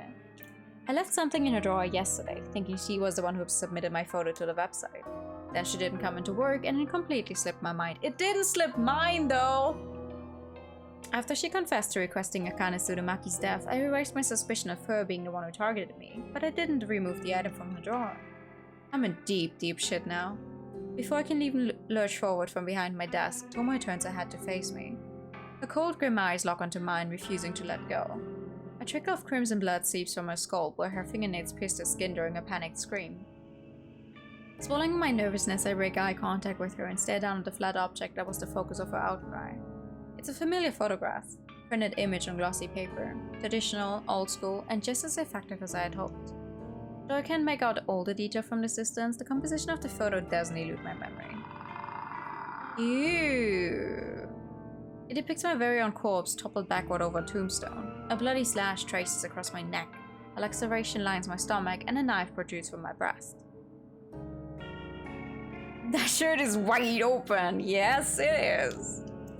My black hair is a tangled mess, my dark eyeliner smeared and smudged. The grimace on my face is the unmistakable mask of death. Noriko Kurosawa, stoic and unflinching at death. Noriko Kurosawa. Noriko Kurosawa died atop a random tombstone in some nameless cemetery. A bizarre yet ultimately unremarkable way to die. It suits me perfectly. I'm proud of the work that went into this photo. The objective was to punish Tomo for requesting my death, to create a work of art so horrific that she would beg for forgiveness when she found me still breathing. But the scene playing out before me is unlike anything I'd imagined. Tomo's face is scrunched up with hatred, the veins in her forehead threatening to burst and shower the office with sanguine gore at any given second. Whether or not she thinks this is some sick prank is beyond my knowledge. All I can decipher from her expression is that she's likely to strangle me given the opportunity. But perhaps I'm jumping ahead of myself. Why do I automatically assume that she believes I'm guilty of putting the photo in her drawer? I mean, aren't I the victim in the image? Perhaps she actually... Who the fuck is responsible for this? She holds like a wounded animal, a battered and beaten pup backed into a corner. Clutching the photo now torn from her bloodied fingernails, she stands and plants her feet firmly on the floor. Steadfast, stern, resolute, a bulwark of immovable fury. All eyes are upon her. The bleached blonde girl with an antagonizing attitude is the center of attention in the office. This photo is disgusting! Absolutely sick! Who made it? From the confused and puzzled faces of the 20 or so employees huddled around, it's obvious that no one really knows what Tomo is talking about. The photo is small, and with her clutching it tightly and waving it around frantically, it's impossible for anyone to make out the detail. I'm bold enough to assume that no one else has managed to properly glimpse it yet. And maybe I can prevent our coworkers from getting a closer look if I act fast. I dart out from behind my desk and approach Tomoe. Let me see. Tomoe aggressively thrusts the photo toward me. I take a cursory look at it and gasp loudly to add credibility to my acting. Adopting a fake countenance of shock, I grab Tomoe by the shoulder and pull her close to me. I bow my head against hers so we stand intimidately in the middle of the crowd, forehead to forehead, our eyes fixated on one another. I hope my beating heart isn't loud enough for Tomoe to notice as we stand against each other. I whisper softly, my pulse quickening as I try to make my words sound urgent and confident rather than broken and anxious. Come with me. I need to talk to you. Tomoe tenses and stiffens, but she murmurs something that sounds like agreement. I pull away from her and grab her wrist to lead out of the office. We exit from the throng of onlookers, scratching their heads and dart toward the elevator. Genius says nothing as we pass him. He just looks on with a pale face.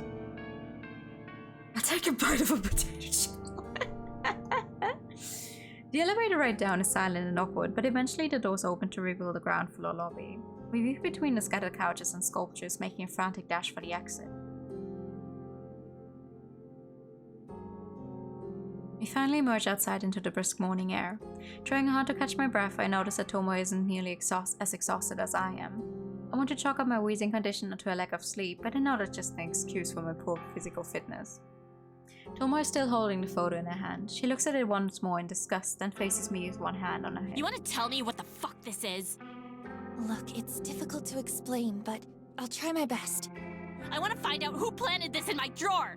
And look at this! She thrusts the photo at me once again. She uses the point of her thumb to indicate a timestamp printed at the bottom of the image. It's got yesterday's date on it. A photo of your dead body, as if you've already been killed. But here you stand. Sure enough, the photo bears yesterday's date. The time states 9:06 p.m. I marked it as such when I was under the belief that Tomoe would find it yesterday morning. I wanted her to anxiously wait out the day until my death accompanied the rising moon. Since it didn't go down the way I planned, the confusion on Tomoe's face now is self-explanatory. I just can't believe that corpse girl wants you dead. What did she say? Huh? This is just like what happened to Akane Tsurumaki when I requested her death. The police found a photo of her own dead body on her phone when they investigated how she died. What? Is this public knowledge? How did I not know this? And now you've got a similar photo. Does that mean Corpse Girl is trying to kill ya? Okay, but why would it be in your drawer if she wants me dead? Girl. But it doesn't make sense. It's already past the time it says here. And why was the photo in my desk drawer? Yeah, what see? do I gotta do with it? I'm still reeling from the information about Akane Tsurumaki. The police discovered a corpse photo on her phone. Of course they did. Of course they would investigate her death. It was foolish of me to assume the photo wouldn't come too late. Tomoe grits her teeth and tenderly touches a finger to the bloody cut on her scalp, the place her fingernails slashed in anguish. She looks at her fingertip in revulsion and sighs. Look, maybe it's my fault that Akane Tsurumaki ended up down the well. Maybe it's not. The least I can do is make sure that the fucking corpse girl doesn't come to get Shiro as well. Aww. You ain't my friend or nothing, but sluts gotta stick it out together, right? I don't want another cold bitch on my conscience. I feel like these are the most touching words Tomoe can string together. I'm somewhat flattered that she wants to protect me. She's so awkward about it, but so, like, sluts gotta stand together. Like, she's somehow cute about it. It's like, okay, girl, I getcha. We gotta stick together. Tomoe, you don't have to do anything. Yeah, I kinda do, you know? You comforted me a little when I came to you about the dead skank. Aww. Made me feel like I wasn't totally to blame, yeah? You might not be as much of a psycho as I thought. Might be a heart beating behind that flat chest. Aww. Okay. Thanks. Unexpectedly, the brash and brazen girl beams at me I'm brightly. putting you under 24-hour surveillance. Corpse Girl's gonna have to crack my skull open before she goes sticking her fingers into yours. Okay. Tomoe, really, that's not necessary. I can figure out a way to convey that I'm not actually in any danger. Well, immediate danger at any rate. It's true that there's someone out there who wants me dead badly enough to have requested it through the website, but as far as the threat of Corpse Girl coming to get me goes, I'm perfectly safe. I'm resigning myself to simply staring blankly at Tomoe, the girl I hold so much disdain for. I know I should choose my next words carefully. Tomoe is prone to violent outbursts at even the best of times. Oh, I don't need you to protect me, fuck off. Thanks, I'll be fine on my own. I feel better with you looking after me.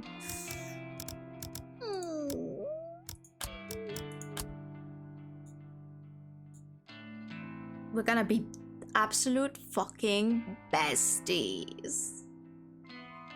I'd feel better with you looking after me. You're damn right. Ooh. Ain't no one gonna protect you as good as me. Oh. Full cups of coffee coming right up. Okay, damn. Let's go. Not in danger, but someone wants her dead and the police would like to have a word with her. She doesn't need to know that. Tomoe reaches forward and ruffles my hair in a tomboyish manner. I grimace and bear it until she's satisfied and retracts her arm with a laugh. Now what are we gonna do? I don't totally believe this corpse girl person really exists, but still. Something or other killed Akane Tsurumaki. Pretty sure it wasn't suicide, what with the photo and all. Since you got one of them photos too, I reckon someone's out to get you. Yeah, about that.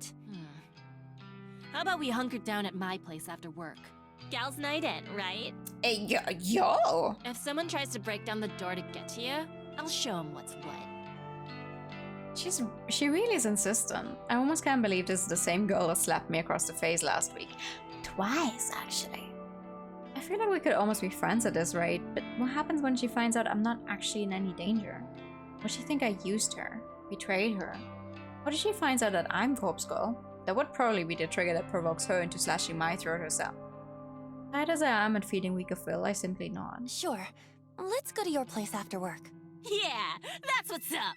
We'll do a snack run, okay? Gotta have chocolate and cake on a night like this. Ooh! Chocolate and cake, damn! All of a sudden she freezes and stares intently into my eyes. Shit. Sorry, I didn't mean to... It's fine. Snacks sound good. I feel like they might actually genuinely get along if they just started talking to each other normally. Hey, don't feel pressured to eat, okay? I got a big appetite, so nothing will go to waste. She grins, looking proud of herself. My expression softens somewhat. Somehow, Tomoe's displaying the minimum amount of human decency, and yet, it's very touching.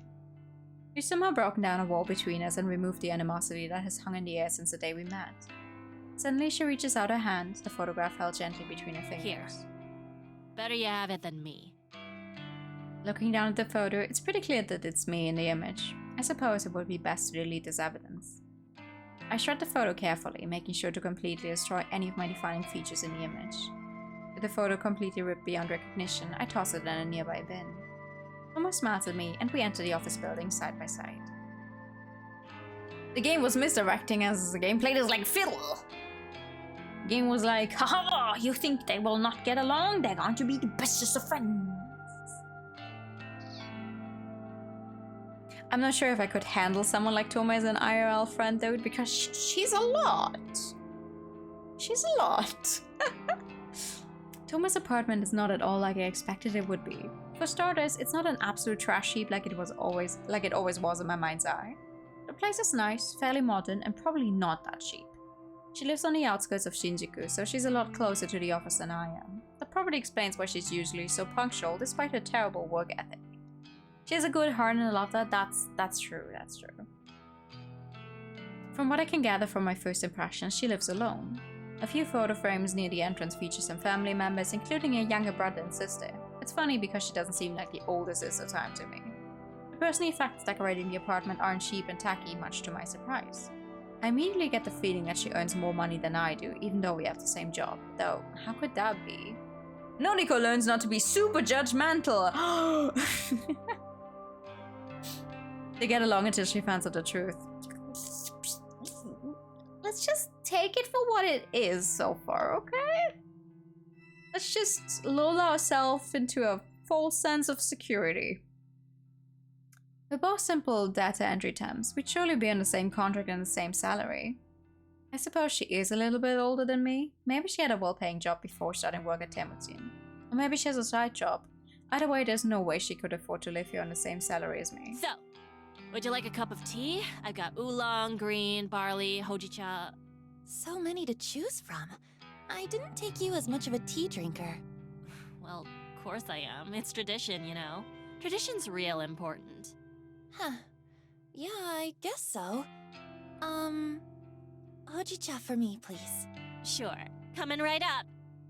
As Toma busies herself in a kitchen nook, I continue scanning the apartment. A fairly large TV sits atop a sleek cabinet against one wall of the living area. A comfortable-looking sofa fills most of the room, but gives way to a small kotatsu in the... Oh, that makes sense. Yeah, okay. If you actually, if you hide... Interesting. Okay. During winter, kotatsu is a very valuable piece of furniture. It's a small low table with a blanket to cover your legs. Underneath is a tiny space heater designed to warm up the enclosed area. I like your kotatsu. I can't even fit Oh, one in my man. apartment. I wish I had one of those. Genuinely. They're so nice. Oh, yeah. They're great, right? Dad actually made that one for me. I'm not sure if they, if you can buy those, as a exported goods. But I would love one. Your dad made it? I look closely at it. I don't know much about woodwork, but the whole thing looks very solid and well made. Even the blanket spread underneath the table surface is pleasing to look It's at. probably not cold enough to flick the heater on, but feel free to sit down there if you like. No, that's okay. I'm warm enough. A memory of my childhood flickers at the edges of my mind like a moth dancing around a flame. Sitting at a kotatsu as a child with a warm cup of cocoa and my big sister reading a book aloud to me. I shake my head. That was too long ago to even attempt to remember clearly, and the past never really mattered much to me anyway. Momo has finished pouring tea, so she sits two ceramic mugs atop the coffee table and calls out to me. Tea's up! Thank you. That's a Chekhov's gun right there. It's gonna become a murder weapon. The kotatsu! It's gonna bash our head in with the heater. So, we gotta protect you from the corpse girl, right? Oh. You can't see it. Can you? Right there. Right where my god fucking faces, they have a strawberry cake. I can't. I literally, any way I'm moving, I'm right in front of it. God fucking damn it.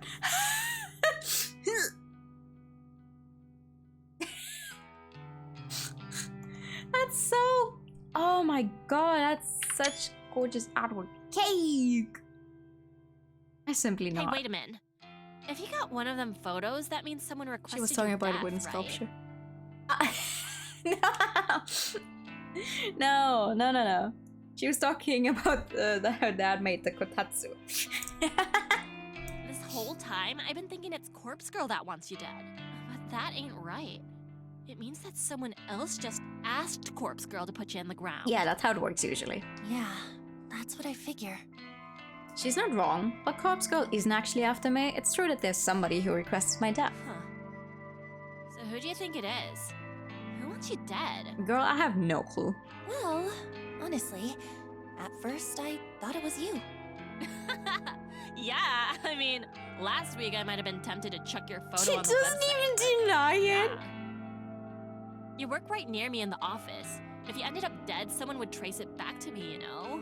I dobbed in Akane Tsurumaki because she worked way upstairs. And we never talked, save one time when I found out she's a total skank. Oh? So you did speak to her once? What was she like? You may be a literary analysis genius and you're still not higher than God. It's just a matter of time. Fucking slut, that one. We met in the lobby. I was on one of them couches doing my makeup because I was in early one morning. She walks past me, gives me one of them looks all those snooty rich people give you. You know the type, like, I'm better than you and I know it. But you know what she said to me? What did she say? She says this. Honey, please wait for your clients outside the building. Huh? What did she mean? Ugh, don't you get it? She was implying that I'm a hooker or something. Just by looking at me, she decided I didn't belong in the office building. Ah, It really pissed me off. I'm sick of people judging me like that. Yeah, I look different from y'all, but so what? I got my own style, so just fuck off. Yeah, I'm with her on that. so you're not a hooker?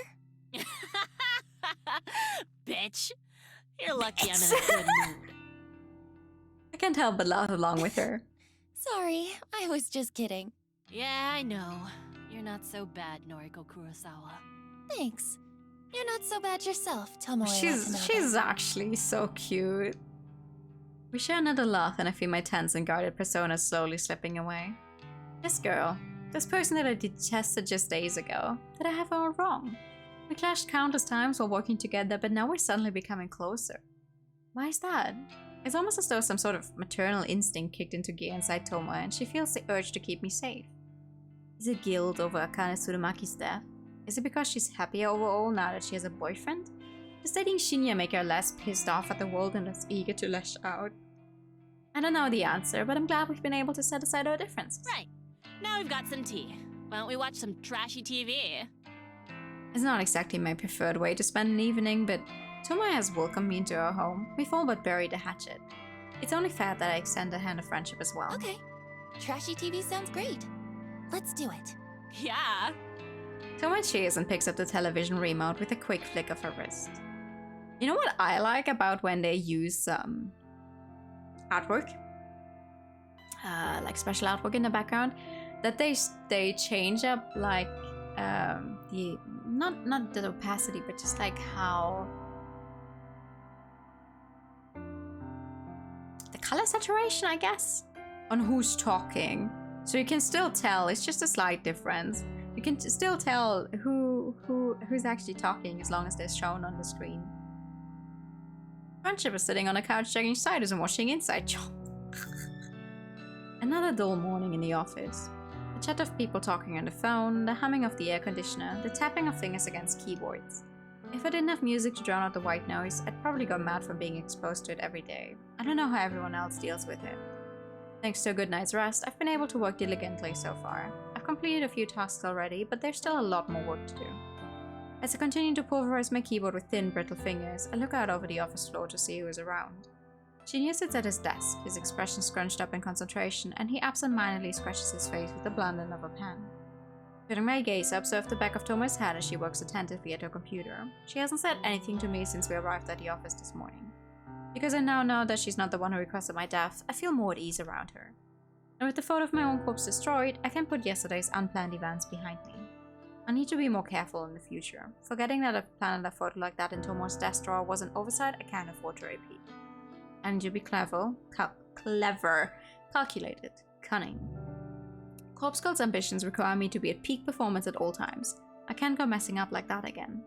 I'm lucky that no one else was dragged into the whole mess. Imagine if I did something so stupid when trying to kill a real victim. I would have ruined the entire operation. Taking a deep breath, I clap my cheeks softly with both hands. From now on, I'm going to truly focus when carrying out my plans. All I need to do is wait for the next victim to come through the website. I'm ready for it. Finding out the identity of whoever requested my own death shouldn't be my top priority. I'm immune to Corpse Girl's wrath, of course, so unless someone decides to come at me with a knife, I'm perfectly safe. Your coffee's done? Nice! I'll check the website request this evening, as soon as I get home. It's too risky to try and access it while I work. With newfound resolve, I nod to myself and look ahead to the end of the day. That's nice. The flickering notification on my laptop screen prompts a wicked grin to split my face in two. One new request. I don't waste any time before opening up the details of the request. My heart begins to pound and I feel the welcome rush of adrenaline flooding through my body. And now I'm gonna come flying out of nowhere. Watch the next request just be her again. Today, 10:55. Victim's phone. Downloading image attachment. Oh. Okay. My eyes widen at the sight of the uploaded photo. Two people. Two identical women. Twins. Identical twins at that. The woman on the left is circled in red. She's obviously the requested victim, but without knowing them personally, it's impossible to distinguish between the two. They both have the same stunning features, lustrous hair, and contagious smiles. This truly is an interesting request. I immediately jump to the conclusion that one twin wants the other dead. That's not the only possibility, but I'd like to think it's the case. Makes it exciting. I love how the eyes are drawn. And I can finally, I finally know who, whose artwork they remind me of. I cannot never remember their name. Hold on. I think I can actually. Hold on. The artwork, the way the eyes are drawn, remind me of what's your name again? Yeah, of Tomari's art. That's who they remind me of.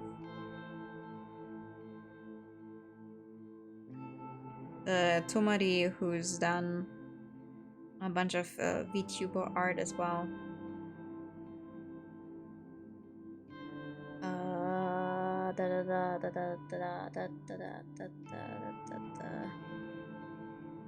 Tomari, who's the artist behind Botan, Hololife's Shishiro Botan, for example.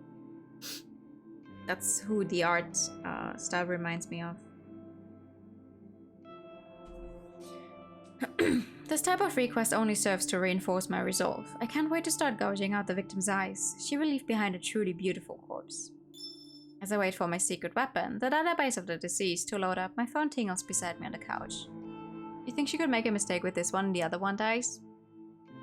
Yeah. I mean, she doesn't actually know these people. She only has one picture to work off of. It's a noise message from none other than Kozido. Hey, you there? About last time? Hi. Hey, that guy, Eiichi Hanada, gone today. I said so. Where did he go? Cremated. Family didn't collect him. Limited space. You know how it is. I don't quite know why Kojido decided to tell me this. I suppose he still thinks I requested Eiichi's death, so... I see. More names? What? Want me to look at more names? Corpse Girls victims? Sorry, I don't have any more names for you. Shame. Tell me if you request more deaths. Oh, and... do you know her identity? Who? Corpse Girl? Yes. No, sorry, I don't know who she is. Okay. Is it you? Jeez, are we back to this again? No, it's not me. I'm not as clever as all that. Okay. How does she kill? I'm not sure. Okay. What do you know, lol? All I know is that the victim receives a photo of their own corpse before they die. Everyone knows that. My dog knows that. It's a calling card. You had a request fulfilled. Tell me more. I don't know what else to tell you. Name. Okay. By the way, I saw the photo. What photo? Eiichi Hanada. Photo on his phone? The calling card? Huh? How did Kojido see it? Sure, he deals with dead bodies, but surely personal possessions are removed from the deceased before they enter the morgue? I need to play it cool here and not invite any more suspicion of myself. Are you talking about the photo that Corpse Girl supposedly sends the victims? Yes. Funny thing, was definitely the guy, but photo didn't match cause of death. Photo didn't match the cause of death. I remember crafting Eiichi Hanada's photo, of course. It wasn't all that long ago. I used a base image of a corpse with dismembered legs hanging over a power line. It was a memorable image after all. It made a fearsome sight, but it's not something that could be easily replicated by suicide, or by murder for that matter. so never really expected AG to wind up looking like that photo. From what I read in the obituary, he died in a traffic accident. He must have been driving, or he was a pedestrian. Either way, it was likely a collision with a vehicle. For starters, cadaver still has both legs. No legs in the photo. You know that? No, I didn't know. I haven't seen the photo you're talking about. You haven't? Interesting. So Corpse Girl doesn't share with the requester. Hang on. Okay, so only the victim sees the photo. Here. Why do you have the photo on your phone? Kojiro shares a photo in the chat. Sure enough, it's a snapshot of the corpse photo I produced for Eiichi Hanada. He must have copied it from the victim's phone. The photo from Corpse Girl. Compared to this. Another photo shared in the chat. This one I haven't seen before. It's Eiichi Hanada's true corpse brought forward in the driver's seat of a wrecked car. Seeing a genuine corpse photo doesn't come as much of a surprise to me. After all, I've spent countless hours trawling through the database of the deceased. I've seen more than my fair share of destroyed lives. There's not too much blood in this photo. It's kind of lame compared to the gorgeous rendition of his death that I lovingly crafted. It's still not entirely evident what led to Eiichi's car collision. This very well could have been a genuine accident. For my own ego, I have to at least pretend that Corpse Girl had a hand in it. Thoughts? The real death doesn't... Let's try that again. The real death doesn't match Corpse Girl's photo at all. Why do you think that is? I feel pretty clever and manipulative by putting a question on Kojiro. I want to lessen the suspicions of my true involvement as much as possible. You're asking me? Well, some theories. Corpse Girl's photo is a scare tactic, nothing more, but don't know where the photo comes from. She convinces the victim to kill himself. What the hell? How could his very first theory be right on the money? Just who is this guy? Is he stalking me or something? Does he actually know the truth? Second theory. Corpse Girl comes after victims, but a genuine accident happened first. Eiichi Hanada died before she got to him. The second theory is off the mark, but I can see why he came to that conclusion. Regardless, this is the theory I want him to believe. I think the second theory is most likely. Why would someone kill themselves from seeing a photo? Adopting my own methods like this leaves a sour taste in my mouth. Not that simple. Photo's personal and timestamp. Adds urgency, realism. Could be effective, especially in someone anxious or gullible. He's right, of course. Although causing death in this manner was never my intention when I first started Corpse Girl's website, it's a possibility that did occur to me when Nuri Hatano died. Wait a minute, how did you even get these two photos? Well, now she asks. Police don't seem like to share. More morbid the better. That guy with Corpse photo on his phone fits the bill. They sent me both photos. We played spot the difference, lol.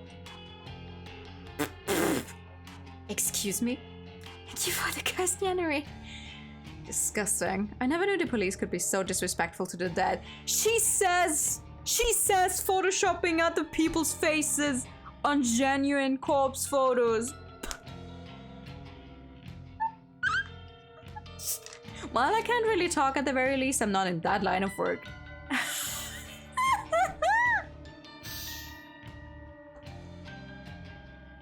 Thank you for the pat. Anyway, coffee? Huh? Get coffee with me. Yes, no. Unbelievable. This guy wants to meet up and grab coffee. Has this conversation really given him the feeling that I'm interested in him? Does he think we've bonded over a discussion of dead bodies? Never knew police could be so disrespectful. I'm about to tell him no, but some part of me hesitates and holds my fingers. Kojiro has connections, the morgue, the police. It's not inconceivable that he might be a useful tool in the future. At this stage, I'm about 80% sure he does know my true identity. It might be safe to meet up with him. On the other hand, I get the impression that even if he knew who I really am, he'd only be impressed. It's a gamble. It could be beneficial, or it could lead to me being caught out. I might even get arrested for my involvement in 3 deaths. Oh my god. Excuse me, 1 second. Though, is what I'm doing really illegal? I'm not so sure, but I don't think a jury would take my side. That's why I have to err on the side of caution at all times. Kojiro. Okay, let's meet. I tap the words and hit send before I have any more second thoughts. It might be a fatal mistake, but if I'm clever enough, I can wrap him around my finger and utilize his connections. Girl, I don't think it's that easy. Cool. Message you tomorrow. Bye. Kojiro status immediately changes to offline. I rest my phone on the couch and look back to the laptop screen in front of me. The smiling, beautiful faces of two identical women stare back at me. That's right, I was about to start working on this most interesting request. I still have plenty of time before I need to get to sleep. With this thought in mind, I set about my task in high spirits. Oh, gorgeous artwork. Yo. This would make for a nice background picture thing. Wallpaper is the word I was looking for. The tiny balcony jutting out from the side of my apartment is nothing like it was advertised in a real estate listing. When I first saw the misleading photos, I thought it would be a spacious and bright, an open-air hideaway that I could use to get some fresh air and improve my health. I wanted to set up a tiny garden and grow some plants. Nothing that would require a lot of work, but something that could occupy my spare time. In reality, the balcony is a depressing amalgamation of steel and concrete that saps away any desire to stand upon it. It rests in the eternal shadow of the surrounding buildings and manages to catch the sun's rays for about 4 minutes every day.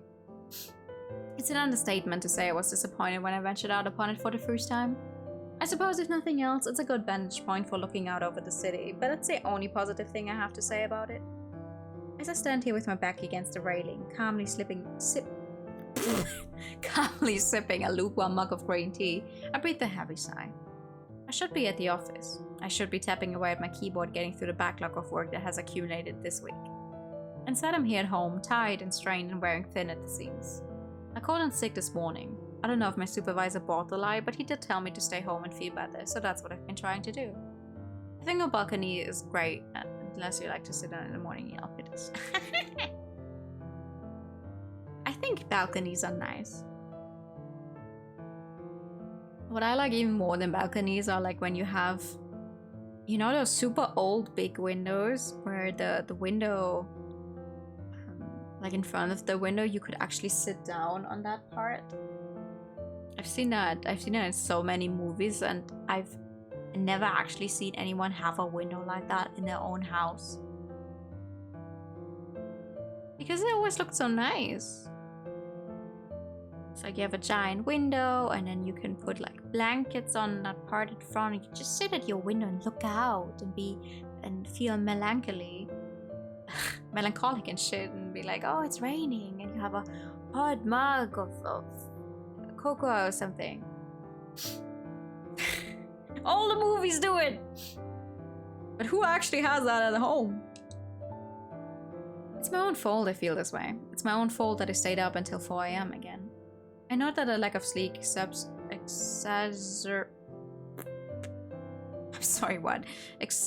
my condition. I know that skipping meals and refusing to take medication makes me feel this way. I know that I do this to myself. I know. But this is me. This is what I do to myself as I try to take on each day. This is the way I stretch myself thin for no reason other than because some days I don't want to be better. I just want to be. I want to stay up late and work on Corpse Girl's requests. My body's need for sleep doesn't come before my ambitions. I want to eat only when necessary, because when I'm slim I look beautiful. I want to be beautiful just like her. I want to skip my medication because taking the same pills every day is a hassle and expensive, and I question whether I really need them anymore. If I can just stay at home like this, I don't need the medication. I even came out to the balcony. That counts as being outside. So why do I need to take the pills? Oh, girl.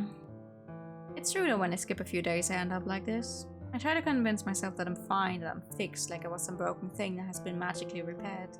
But I end up staying inside all day with the curtains shut and my eyes locked on the screen. I know that when I stay on top of my medication, I can go to work, into the park, and the library without a second thought. I can get on the train and not worry about strangers breathing on me or touching me. I can go to the convenience store and leisurely look around. I even went to that restaurant last week and read a book while eating dinner, and no one even tried to cut me or abduct me. And no one tried to strangle themselves in front of me and Yuriko. And I really only go out and do these normal things because of some tiny pills that a doctor said I need? Or can I do these things because I'm actually better now? Maybe I was never unwell in the first place. Not irrational, just cautious, careful, concerned. I realize that my mug is empty when I bring it to my lips and taste nothing but a slightly waxy, unpleasant sensation of smudged lipstick. Well, I've been outside for long enough anyway. I'll go inside since it's getting late. Plus, I have the feeling that someone on the street below has been watching me and is waiting to climb up onto my balcony. Okay. I hope for your and my sake that is not actually the case. Enter my apartment, set the mug aside and retreat into my bedroom. My phone is where I left it, sitting face up and begging for my undivided attention. I snatch it up, unlocking the screen. I'm greeted by the last webpage I left open. It's my custom-made news alert for obituaries. From tomorrow morning, I'll be anxiously awaiting news of my latest victim's fate. I timestamped the photo with tomorrow's date, June 5th, 9 and 1 AM. The unlucky twin has already received the photo. I sent it out earlier today. After sending a photo, I always hide the burner phone out in the unused shed behind my apartment building. Getting the phone into the shed this morning was rather difficult. I had to cover up my face and hands with some old clothes and I waited until nobody was inside before dashing as fast as I could. It took me a good 10 minutes to collect myself inside the shed before I could rush back to my apartment and lock the door behind me. I don't think anyone tried to follow me. However, I know that I'm going to need to retrieve the phone again tomorrow and dispose of it. I check for a reply from the victim, of course, not that they ever reply. Then I'll destroy the SIM and discard the phone like I always do. It might be difficult to get out there to the shed again. On top of that, I really should go to the office.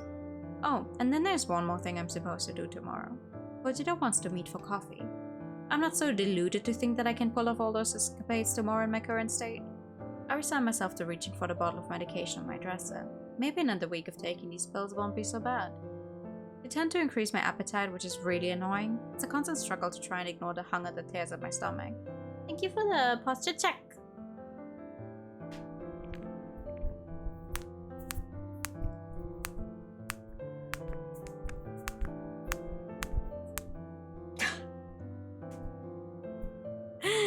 And the fat night of time. It doesn't help that they wreak havoc on my libido. I never know what to expect. Sometimes I can look at those photos of Aoi on my phone and feel absolutely nothing. Other times I can simply be scrolling through noise while standing on a train and feel an overwhelming urge to explode. I see! It's because it's because of your medication. Okay. I do my best to dismiss my doubts and fears as I swallow 2 of the tiny tablets. I follow up with a sip of water from the bottle kept next to my bed and I fight the urge to retch. I'll take a shower to freshen up. After that, I should curl up in bed and read. I need to conserve my strength for tomorrow, so an early night is in order. Maybe tomorrow's the day I'll finally be better. Aww. But taking your medication on and off like that cannot be healthy either. I should know. Did you miss me? Nah, just glad you haven't bit the dust yet. That's so sweet. Tomoe leans in close to me, almost uncomfortably so. Listen, have you had any trouble with Corpse Girl? No, I think I'm in the clear. Well, I guess the time marked on the photo has long passed. Maybe you really are safe. Yeah. Thanks, though. Huh? Thanks for what? For thinking of me. Ah, shut up. Tomoe's face is glowing red with embarrassment. Despite our differences, our interactions regarding Corpse Girl have helped us bond a little. I'm not counting on Tomoe and I having a lasting friendship. Even just quiet peace might be expecting too much. I think it's in Tomoe's nature to want to pick fights with people regardless of whether she's close to them or not. I wouldn't be surprised if we end up quarreling again, no matter how much we learn to respect each other. I'm at my desk if you need me, but don't bother me, you know? It don't bother me, you know? She waves and leaves a cryptic statement in the air behind her. I return my attention to my computer and mark a few tasks on my list as completed. The next person to waddle up to my desk and interfere with my work is Shinya. You weren't in yesterday? Nope. Are you well? Yep. Okay. Nope. Yep. I've been meaning to speak to you about Sato. Aoi? Yes, the thing is, I'm kind of in deep water because of her not showing up to work. And then resigning immediately. Shit. I was supposed to talk to you about that, actually. It kind of slipped my mind. Oh, right. I'm sorry, Shinya. It's my fault, really. I hassled you to get Aoi a job. No. I didn't exercise due diligence. I really should have made her come in for an interview. Or I should have spoken to her myself. No, to see her if heart was in really it, but her mind was, you know. When you put it that way. I'm not trying to be callous, but what he said makes sense. Listen, you couldn't have known it, but Allie struggles a bit day to day. I'll just say she has some anxiety issues and leave it at that. Anxiety, huh? Don't tell anyone I said that. I was under the impression she's been doing a lot better, but maybe I was wrong. I guess we all have our hidden struggles, right? Right. If only he knew. Then again, maybe Shinya struggles too. Maybe dating Tomo is his cry for help. Maybe he's going to snap one day and come into the office with a knife. Or maybe he'll discover Corpse Girl's website and request Kotomi Ida's death in retaliation for ending his career. Who knows? I can't read this guy as well as I initially thought. For the longest time, I was under the impression he had a crush on me, so what would I know? Anyway, I hope Sato feels better soon. Maybe she'll find a job that suits her one day. Maybe. Say, seeing as we're friends now and all, would you mind if I asked It looks you like he'd crumble if a stiff breeze hit him. personal question?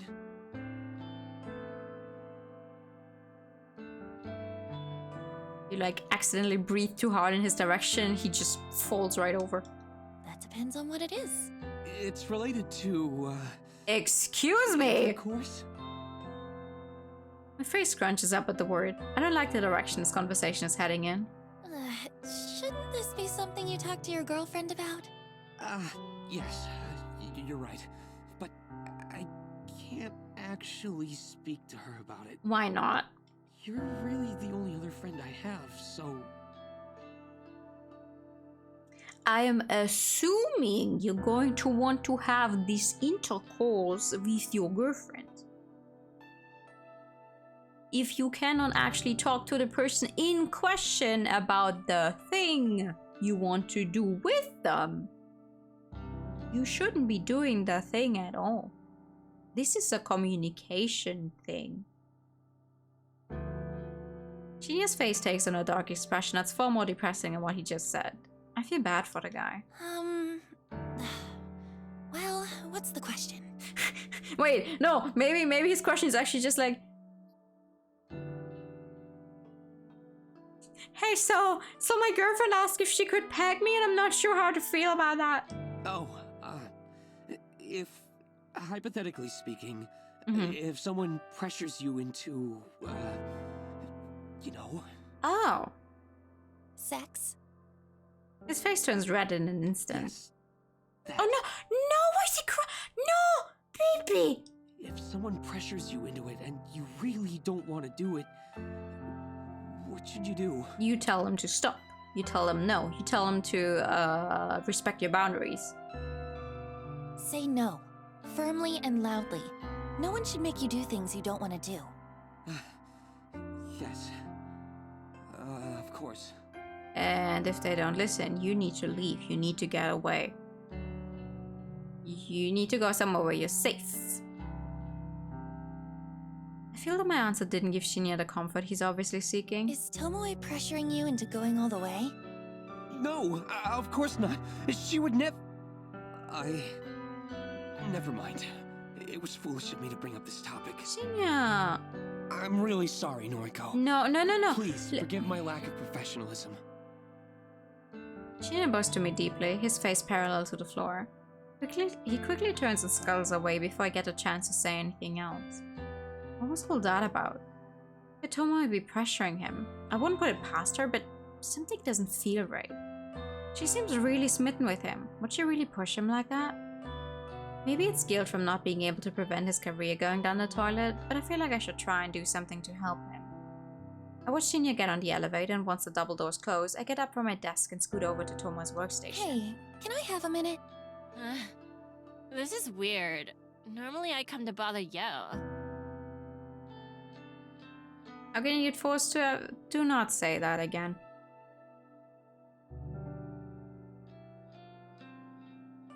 This is not a topic where you say like, oh, but doesn't every guy always want to have sex? This is exactly the reason why so many people don't take it seriously when talking about rape cases concerning guys.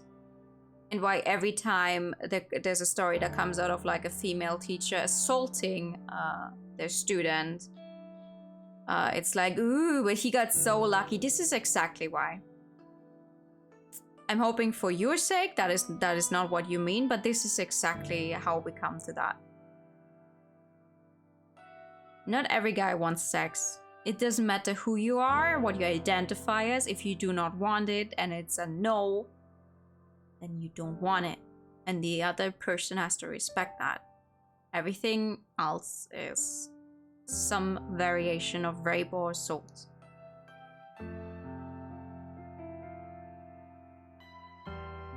It's not just you in Sweden. It's not just people in Sweden that brag about it. There's a general consensus of people being like, hee, oh, funny, funny.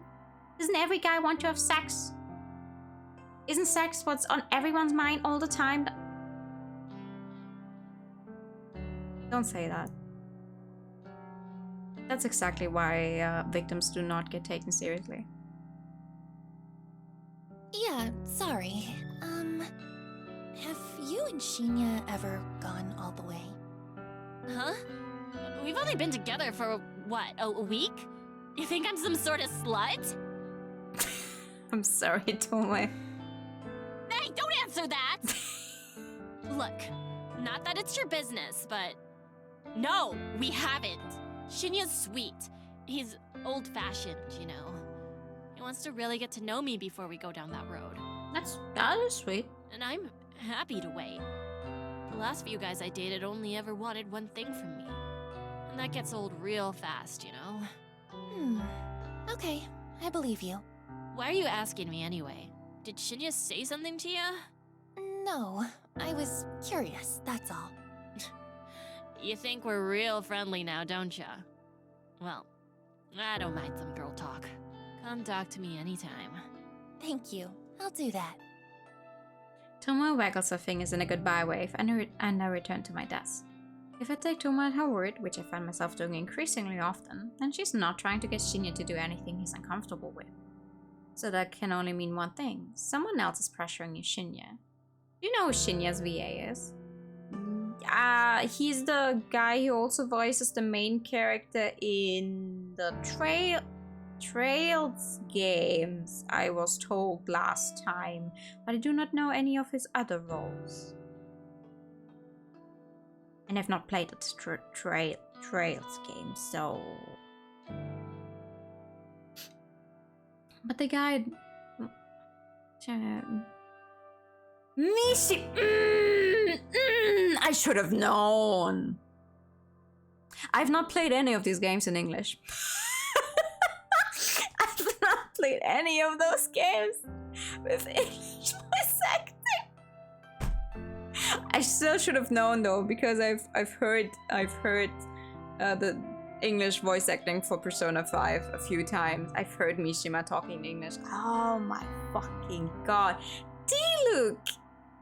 Yeah! I've heard Diluc voice lines in English. That actually adds up. That makes sense. I'm Diluc Ravengir from Mondstadt. Ah! That makes sense! Oh my fucking god! Okay. But he has a cool voice. Good for him. The guy admitted to me only today that his only friends are Tomo and myself, so... What was he talking about when he brought up the subject? Maybe he's getting pressured. Maybe he's getting blackmailed by that woman, by the executive woman. I'm a little worried that I haven't received a news alert for an obituary today. My latest victim, a twin woman, had a photo timestamp set to 9:01 AM this morning. If my method worked like it has the last few times, then she should be well and truly dead by now. She should have slit her own throat, or someone mysterious should have come along and slit it for her. It's not like I've managed to identify how Corpse Girl's power works. I'm not closer to figuring out why her victims die. All I know is that they do die. And yet I can't find any matching obituaries for the day. I already forgot how to say that word again. I know I looked it up like with Google Translate to read it out for me, but I can't. I've tried searching manually too. I can't always rely on my automatic filters to get it right. I've scoured every source I can find and have come up with nothing. It's possible that she hasn't killed herself yet. It's possible that she's planning to do it. Or maybe someone else is still plotting to kill her on Corpse Girl's behalf. It's also possible that this time my victim won't die. Depressingly, that puts me back at square one. My winning streak will be over before it really begins if the corpse photo has no effect. I make a mental note to discard the burner phone when I get home. I somehow forgot to get rid of it on my way to work, being so absorbed in my strict morning routine. It's not too late. Barely 24 hours have passed since I sent out the photo. I'm not straying too far from my modus operandi. Yo, you came. Mad. Mad! Mad! That familiar halting voice snaps me out of my thoughts. Kojiro stands before me, wearing slightly cleaner clothes than the last time we met. It's very possible that he interpreted this meetup as a date and decided to wear his absolute best outfit. The smell of the morgue is only faint upon him, thanks to the desperate cover-up scent of strong cologne. You always say mad now the way he does. I can see why. Hi, Hi. Can I sit? please. I don't know, can you? Kojiro pulls up a chair and sits across from me. He's relaxed and awkward all at once. His tall, lanky form doesn't really seem to fit in with the tiny, cozy cafe he selected as our meeting point. Waiting long? No, not really. Great. Ordered yet? No. What do you recommend? House blend. Fantastic. They roast it here. Oh yeah, wait, all of the coffee, the text on there is in Japanese.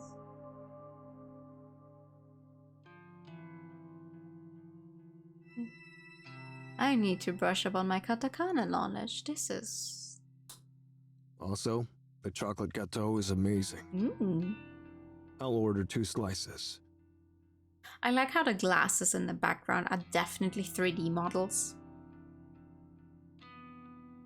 Like the glasses on the left. Like all the way to the left. Thank you, but I'm not hungry. Coffee is fine. Roger that. The waitress eventually comes around and Kojiro places our order in fluent French. I think the waitress is taking a bag as she bows politely and humbly asks him to repeat himself in Japanese. Once our order is settled, Kojiro leans forward and looks into my eyes. Wear glasses?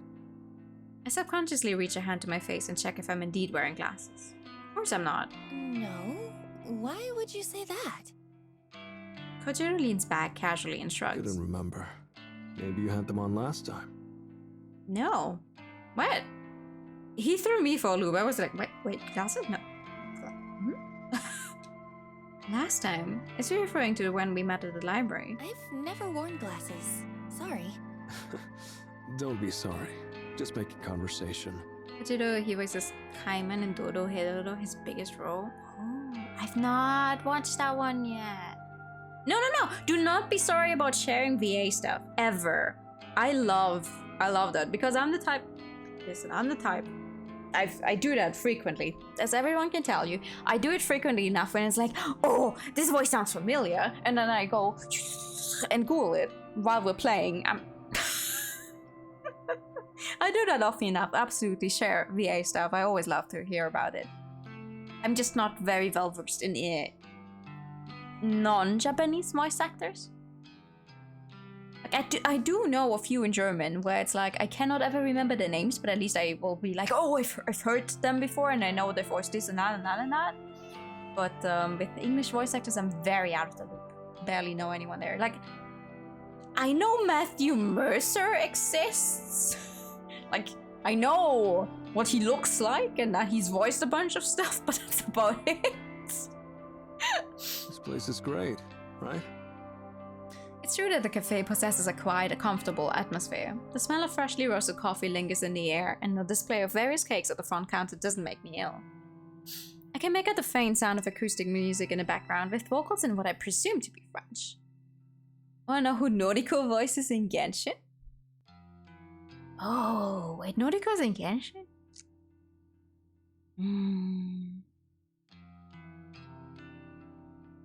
I don't know. I've never played Genshin with the English voice acting. What's the inspiration behind my VTuber avatar? Oh. I don't know. It was a bunch of other people's designs, I think. I couldn't tell you the exact thing. I just threw together stuff I like, basically. I like pink, I like orange. I like candy. Fun fact, the original Nua design was like, only went through one big revision, the original outfit. Because originally I had drawn a completely different like sweater on top. And then I changed that and then boom, bam, design was done. It was like a... immediately hit exactly what I liked. That was fun. I should get Persona.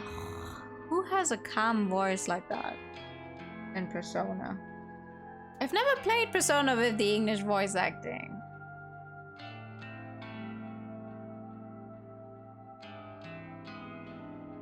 It's not Makoto.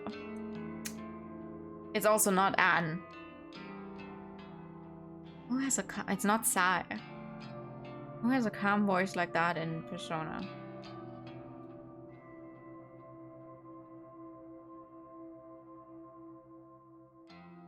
She's really? Oh, I would know. You don't even know German VA names despite following a German indie game and lots of well-known VA from New and all that. For Genshin, she's Venti. Oh, what? Oh no, I would not have guessed. I would have been completely off the mark. What the fuck? I can try and see if I can find the old pictures from that first design again. But it was like a doodle somewhere on like a piece of paper that I might not even have anymore. Wait, so Anne and Venti share the same voice actor in English? That's cool. I would never have guessed.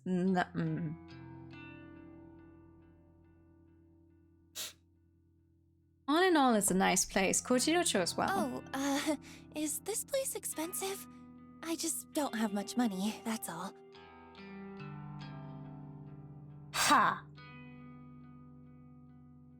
I have to look into the Persona 5 English voice acting.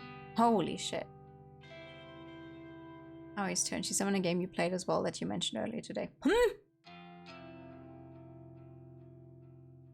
Does Corpse Party have an English dub? What other games have I mentioned today?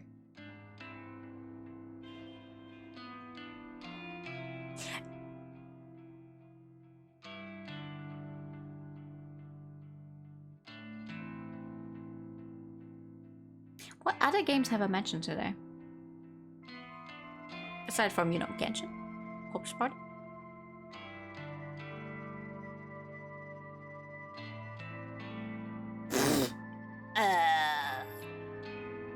Oh, Catherine.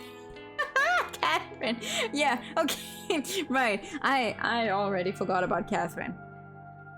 Ah, cool. Yeah, that fits. That fits. I've only played Catherine with the Japanese voice acting as well, though. Ah. I feel like with Genshin having so many characters, it's like, you know, if they've ever voiced something before, they're gonna be in Genshin. Or if they've been in Genshin, they're gonna be something else nowadays. Don't worry, it's on me. How's work? The bank, right? I cocked my head to the side. Did I ever tell him what I do for work? I don't recall saying anything on the subject. You did tell. No, I remember. We did tell. I work at the head office for Temujin, not in an actual bank. I think we did. Now I'm second guessing myself. I think we did tell him. That's so. Huh. Read your profile wrong. I relaxed somewhat at his explanation. Of course he would have read my noise profile before meeting up with me. That's pretty normal. I don't keep much personal information on there, but it's true that my workplace is listed. Okay, we did not tell him? Why did I think we told him? What did we tell about working in just the head office? I know she talked to someone about working in the head office. I'm losing my fucking mind. This game is gaslighting me.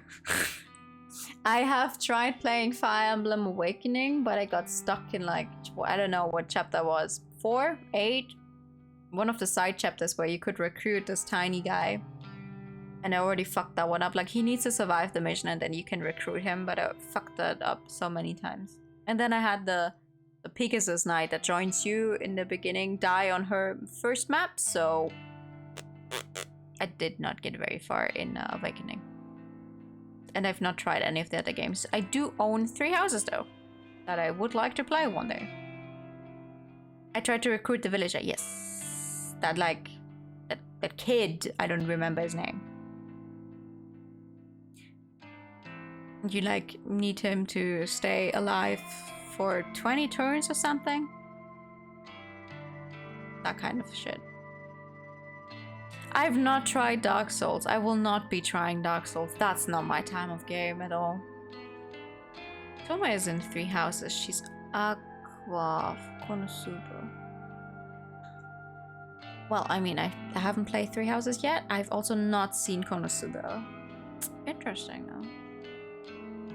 Genshin have multiple characters from 1VA. You lost to Pegasus Knight. I did. I was playing on the you know, the one where where it's not permadeath, but you know, if they die on the mission where you try to recruit them, they do not join you. So what's her name? Ophelia? The one who's really obsessed with Chrome. Yeah, me and Fire Emblem did not go that well. Our conversation is put on hold as the waitress returns with 2 cups of coffee and a single slice of chocolate gâteau. The cake is delicate and moist, and my stomach rolls in betrayal of my convictions. Kojiro thanks the waitress in French, and she once again bows in embarrassment and takes her leave. Bite? Something with an S. Oh, I don't know. It's been years since I tried. What do you think about P5 Strikers? I liked it. It was one of our earlier stream projects, actually. It was fun. I think I would like to go back and do some more side missions because I ignored a lot of those. It's been so long. I don't think I have the game installed on my Switch anymore. He scoops up a section of the cake with his fork and holds it out to me. I wave a hand politely and shake my hand. Oh well. He takes a bite and looks immensely satisfied with his choice of dessert. Could eat if you wanted. You're skin and bones. Do not mention someone else's body and that they should eat. It's not nice. Excuse me? Just saying, could stand to gain some weight. Do not say this to people. Do not tell people to, oh, you could stand to gain some weight. Do not fucking tell that to people you don't even know. Don't tell it to people you know either, but don't fucking tell it to people you don't even know. It's the same with, oh, you could stand to lose weight. Do not...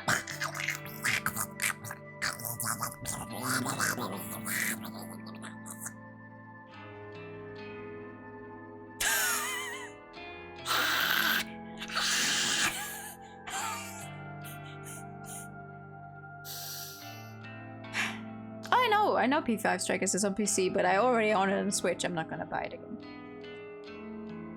The nerve of him. Who would say that to a young woman? I'll have you know that I eat perfectly well. Think... Whoa. Sorry. Wasn't trying to be mean.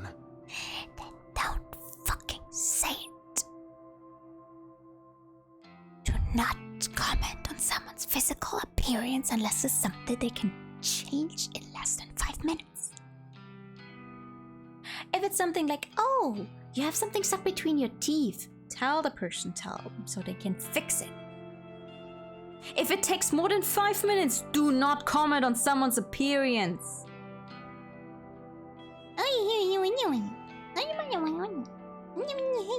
Me, mad. Yes, I physically move into Donald Duck when I get mad.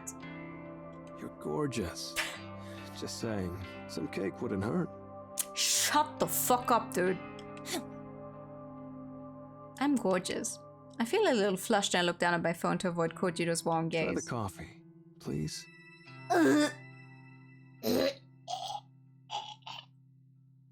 Okay, enough fake gagging, but that's just... Do not get mad. Do not get mad. You make the skeleton noises from Minecraft when you walk. I reach for the cup in front of me, more due to the pleasant aroma than Kojiro's suggestion. I take a sip. It's been served at the perfect drinking temperature and it's absolutely delightful. Rich, delicate. I could drink this all day. I've probably been wasting my time drinking canned coffee. This is the real deal. Thoughts? For the first time since Kojiro arrived, I smile. It's wonderful. Right? I like your smile. This guy is really laying it on thick. I didn't come here to be swooned. Still, the praise is kind of nice, even if he's just trying to play me with the oldest lines in the book. I think I should switch the subject to encourage him to stop flirting. So, how long have you worked in the morgue? Wow. Good question. I mean, how old are you? Okay, let's see. 34 now. Started there at 22. You're 34. Damn. 12 years. Never thought about it. Shit, I'm old. No, not at all.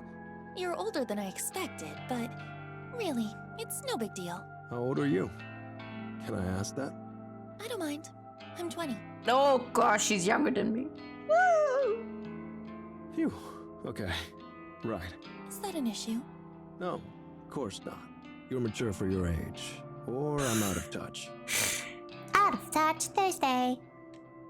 You're out of touch. I can't help but giggle. Wow. Okay. He laughs it off, but I wonder if I did hit a nerve. Would you date an older guy?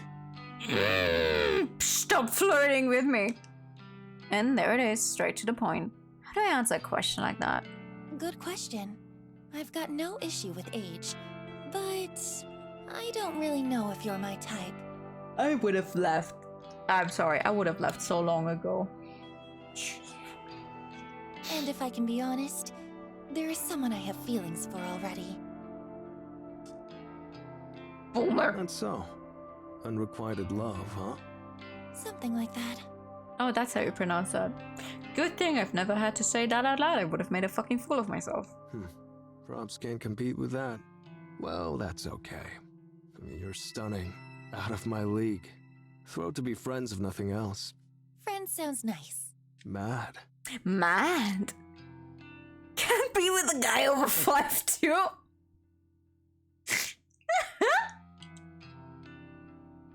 Mad. Oh no. Mad. I can't. No. With you saying it, it's making it even more obvious to me. He raises his coffee cup in a toast and takes a sip. Maybe I had it wrong. He might be a bit more mature than I gave him credit for. Gonna incorporate it into your vocab? No. No. Mad. If you can take rejection without pressing a point, that speaks a lot about his character. So, corpse girl. Interesting, right? How does she do it? The photos, the killings, all without knowing the Vic's name. Yeah. Wonder what her death count is. 3. 3.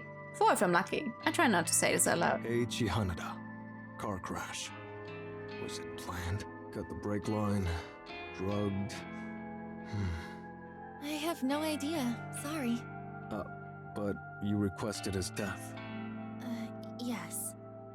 I did lead him to believe that. I have to continue to go along with it. And for no personal reason? That's right. Brutal. Don't request my death, okay? We'll see. His face lights up, almost as if he's impressed with the ambiguous answer. Excited even. Maybe I should try the site. Request a death. Know anyone who deserves it? Sorry, not off the top of my head. Neither. Maybe you should request me. No! I'm dying to know how it goes down. You know, maybe you shouldn't mess with this stuff. What if you really ended up dead? I can protect myself. Can you now? I mainly want a corpse photo. How does she do it? Oh, by the way, you read that book I gave you? Yeah, I'm in the middle of it. You mean Strange Flower? Bingo. What were these noises? What noises? What noises? I'm halfway through it. Wow, fair effort. It's long. Thoughts? It's interesting, I won't lie. Nobel Sinclair is a sicko, right? Sicko. Ah, yes. Yes. Right. He's not all there. Yeah, but what sounds are you... what sounds you mean? Halfway through, huh? So, has he dined with the dead? Yeah. Who was it? His school teacher, I think. He dug up her body 2 days after she died and then dressed her in his mother's Sunday best. Yeah. Took the corpse out for Italian? I can imagine the waiter's reaction. Ah, classic. You literally did the...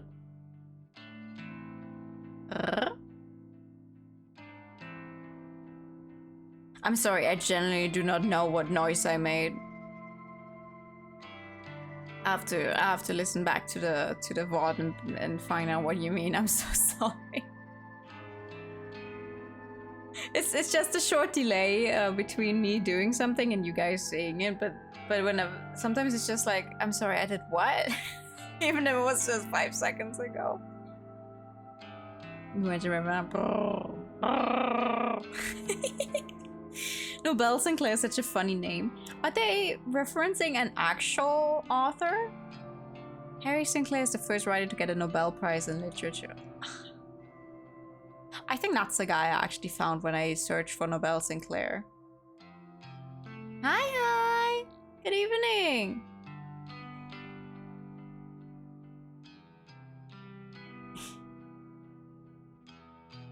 Kojiro seems to really enjoy reminiscing about the book.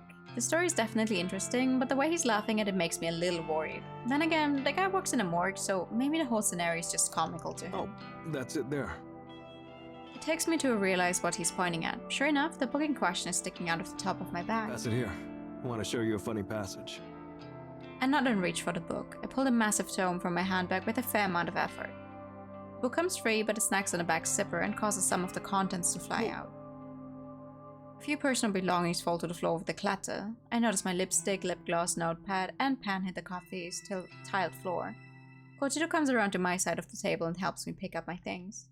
He pauses when his hands grapple with another book that has fallen underneath Strange Flower. Faux's photography? What's this? I quickly reach for the book and try to snatch it from his grasp. It's nothing. It's a book! Kojiro's quick and he instinctively avoids my desperate grab. He holds the book aloft and continues reading the cover. Huh. English? A comprehensive history of photo manipulation. He turns to his seat and flips through the pages as I finish packing my belongings away. I bow my head silently, waiting for his judgment. Yo, you can read this? Only a little. Oh, this is tough. My English isn't good. Thought it was French at first. This is always the funny part. They're talking in the language and they're saying like, oh, my English isn't good. These images. Kojiro suddenly snaps the book closed and looks at me. I figured it out. Uh-oh. I brace myself for his inevitable accusation. Corpse Girl fakes the photos. The photos aren't from the future. Like that was ever possible. Photo is fake. Timestamp is fake. He's correct, but will he go back to assuming that I'm Corpse Girl? Hey, why do you have this book? Are you editing photos? I mean, I have an interest in it, but that's all. This book is old.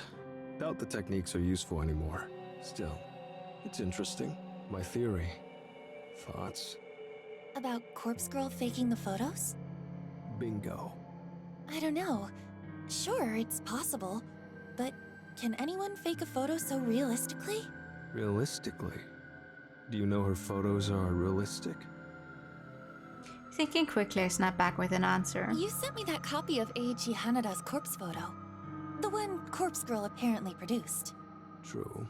It was good, right? Pretty convincing. Very convincing. Is photo manipulation that good? I guess. I suppose if someone skilled enough was doing it. If it's not photo manipulation, then one more theory. Oh. What is it? Maybe the subject in the photo is a corpse. I'm confused. Of course it's a corpse. What's your point? Sorry, hear me out. It's a photo of a real corpse. Just not shit. the victim's corpse. He's smart. I don't like him being that smart. Corpse Girl acquires a real corpse, dresses it up, just like in Strange Flower. Okay, he's not that smart. She makes it look like the Vic. It's convincing because it's real. No photo manipulation. No. Huh, I see. Immediately, my mind starts to kick into high gear. Kotaro has unknowingly presented me with an unprecedented idea. What if Corpse Girl does get real corpses? What if she dresses them up, wounds them, makes them look like a carbon copy of the victim? Then she holds a photography session to capture the magic. The realism will be amazing. It will be way more convincing than manipulating a photo, even though I've become pretty good at that. It will be the next step up in realism. It's sure to convince victims to kill themselves. If Corpse Girl's victims can be relied upon to kill themselves, then I don't have to continually question the cause of death. I wouldn't need to worry about whether some mysterious third party is wandering around slaying people on Corpse Girl's behalf. You're just hanging a corpse on those wires hub in the air for food, no problem. Yeah, no problem. All of the deaths would be caused by suicide. It would be predictable. Conquering victims would simply be a matter of forging a convincing enough corpse replica. But the legwork involved in acquiring corpses would be... That's it.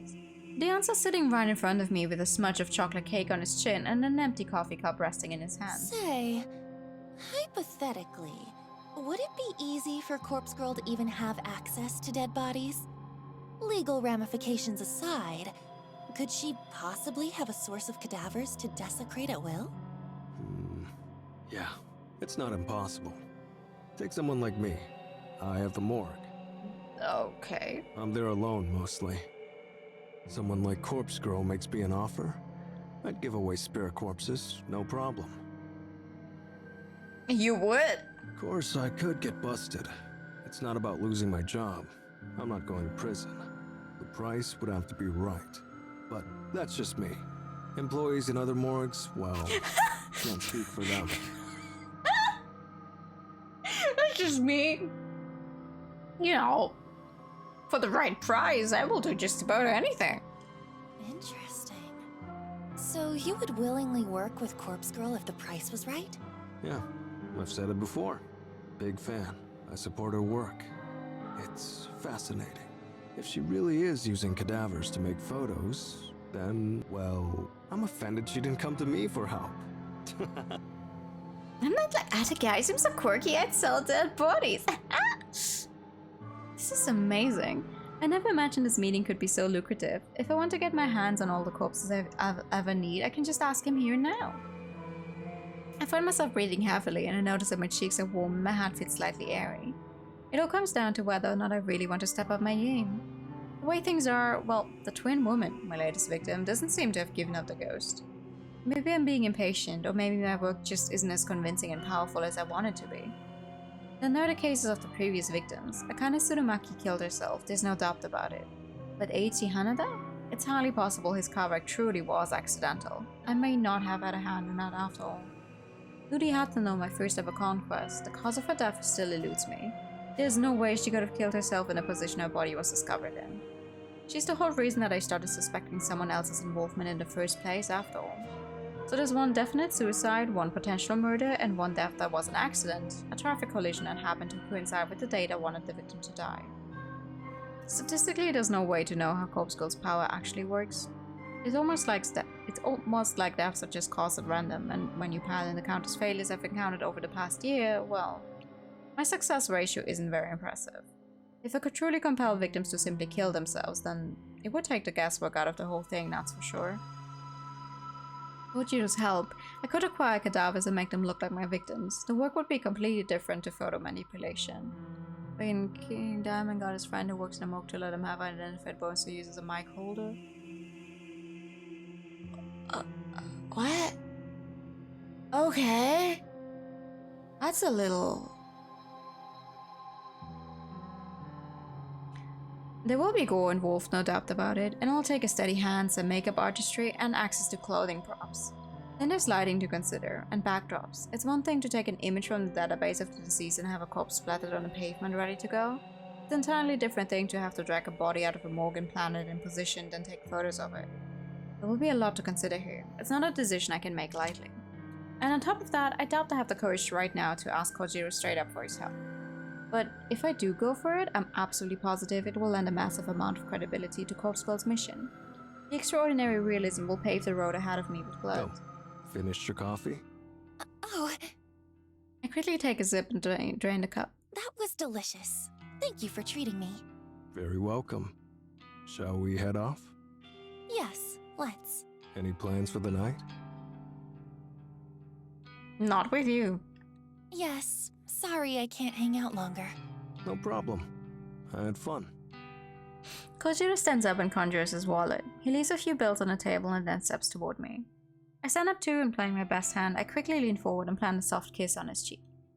The maneuver is surprisingly difficult thanks to his height, and I don't think I pull it off as gracefully as I had planned. Oh. Thank you for the date. Will I Ayo. see you again? I give him my best alluring look as I bat my eyelids gently. Yeah, of course. Damn! He slowly rubs his cheek with tender fingers, amazed that I just kissed him. Bye-bye now. I spin and make a beeline for the exit. Yo! Girl! What the fuck? I hope my trembling legs don't betray me as I step out into the pavement outside. It's not in my nature to try and seduce somebody for my benefit, so much so that my attempt at it has left me feeling rather queasy. I don't know if I pulled it off, but now that I've left the cafe, I can't look back to see what effect it had on Kojiro, if any. I cross the road and a shiver runs down my spine. I hope I'm prepared for what I'm getting myself into. Yeah, I hope you are as well. Because this is exactly where I'm going to take a break. Where I'm going to stop for tonight, because it is already a little over 3 hours, and because we started way later, I need to get to sleep. Gotta lurk because of work. Ah! That's nice. I'm gonna end right now anyway. But thank you for coming by. Oh, look at that! There's already a yes, Queen Slay! There's another change on the main screen. Thank you for stream. No, thank you for coming. Thank you for coming. Oh my god. Okay, so we're slowly gathering more people to help us. I'm still not sure where they're gonna go with it. Not gonna lie, but I'm interested in finding out. Also, I'm so sad, but the music is actually gonna stop as soon as I tap out, which is very, very sad, but it is what it is. What happened with the P5 stream being almost 10 hours? All of the P5 streams are at least 10 hours. That's my goal, to actually manage to get through the game before the year's over. Slowly making the website actually work for real. But yeah, that's going to be it for tonight. Thank you guys so much for coming. I'll see you all on Friday for Atelier.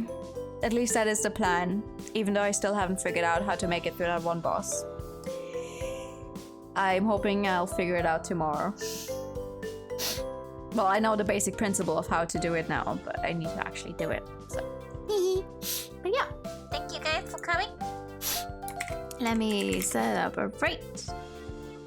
To someone we've never actually rated before, but I keep trying, but we can never make it timing-wise. I don't know. Playing Outer Wilds.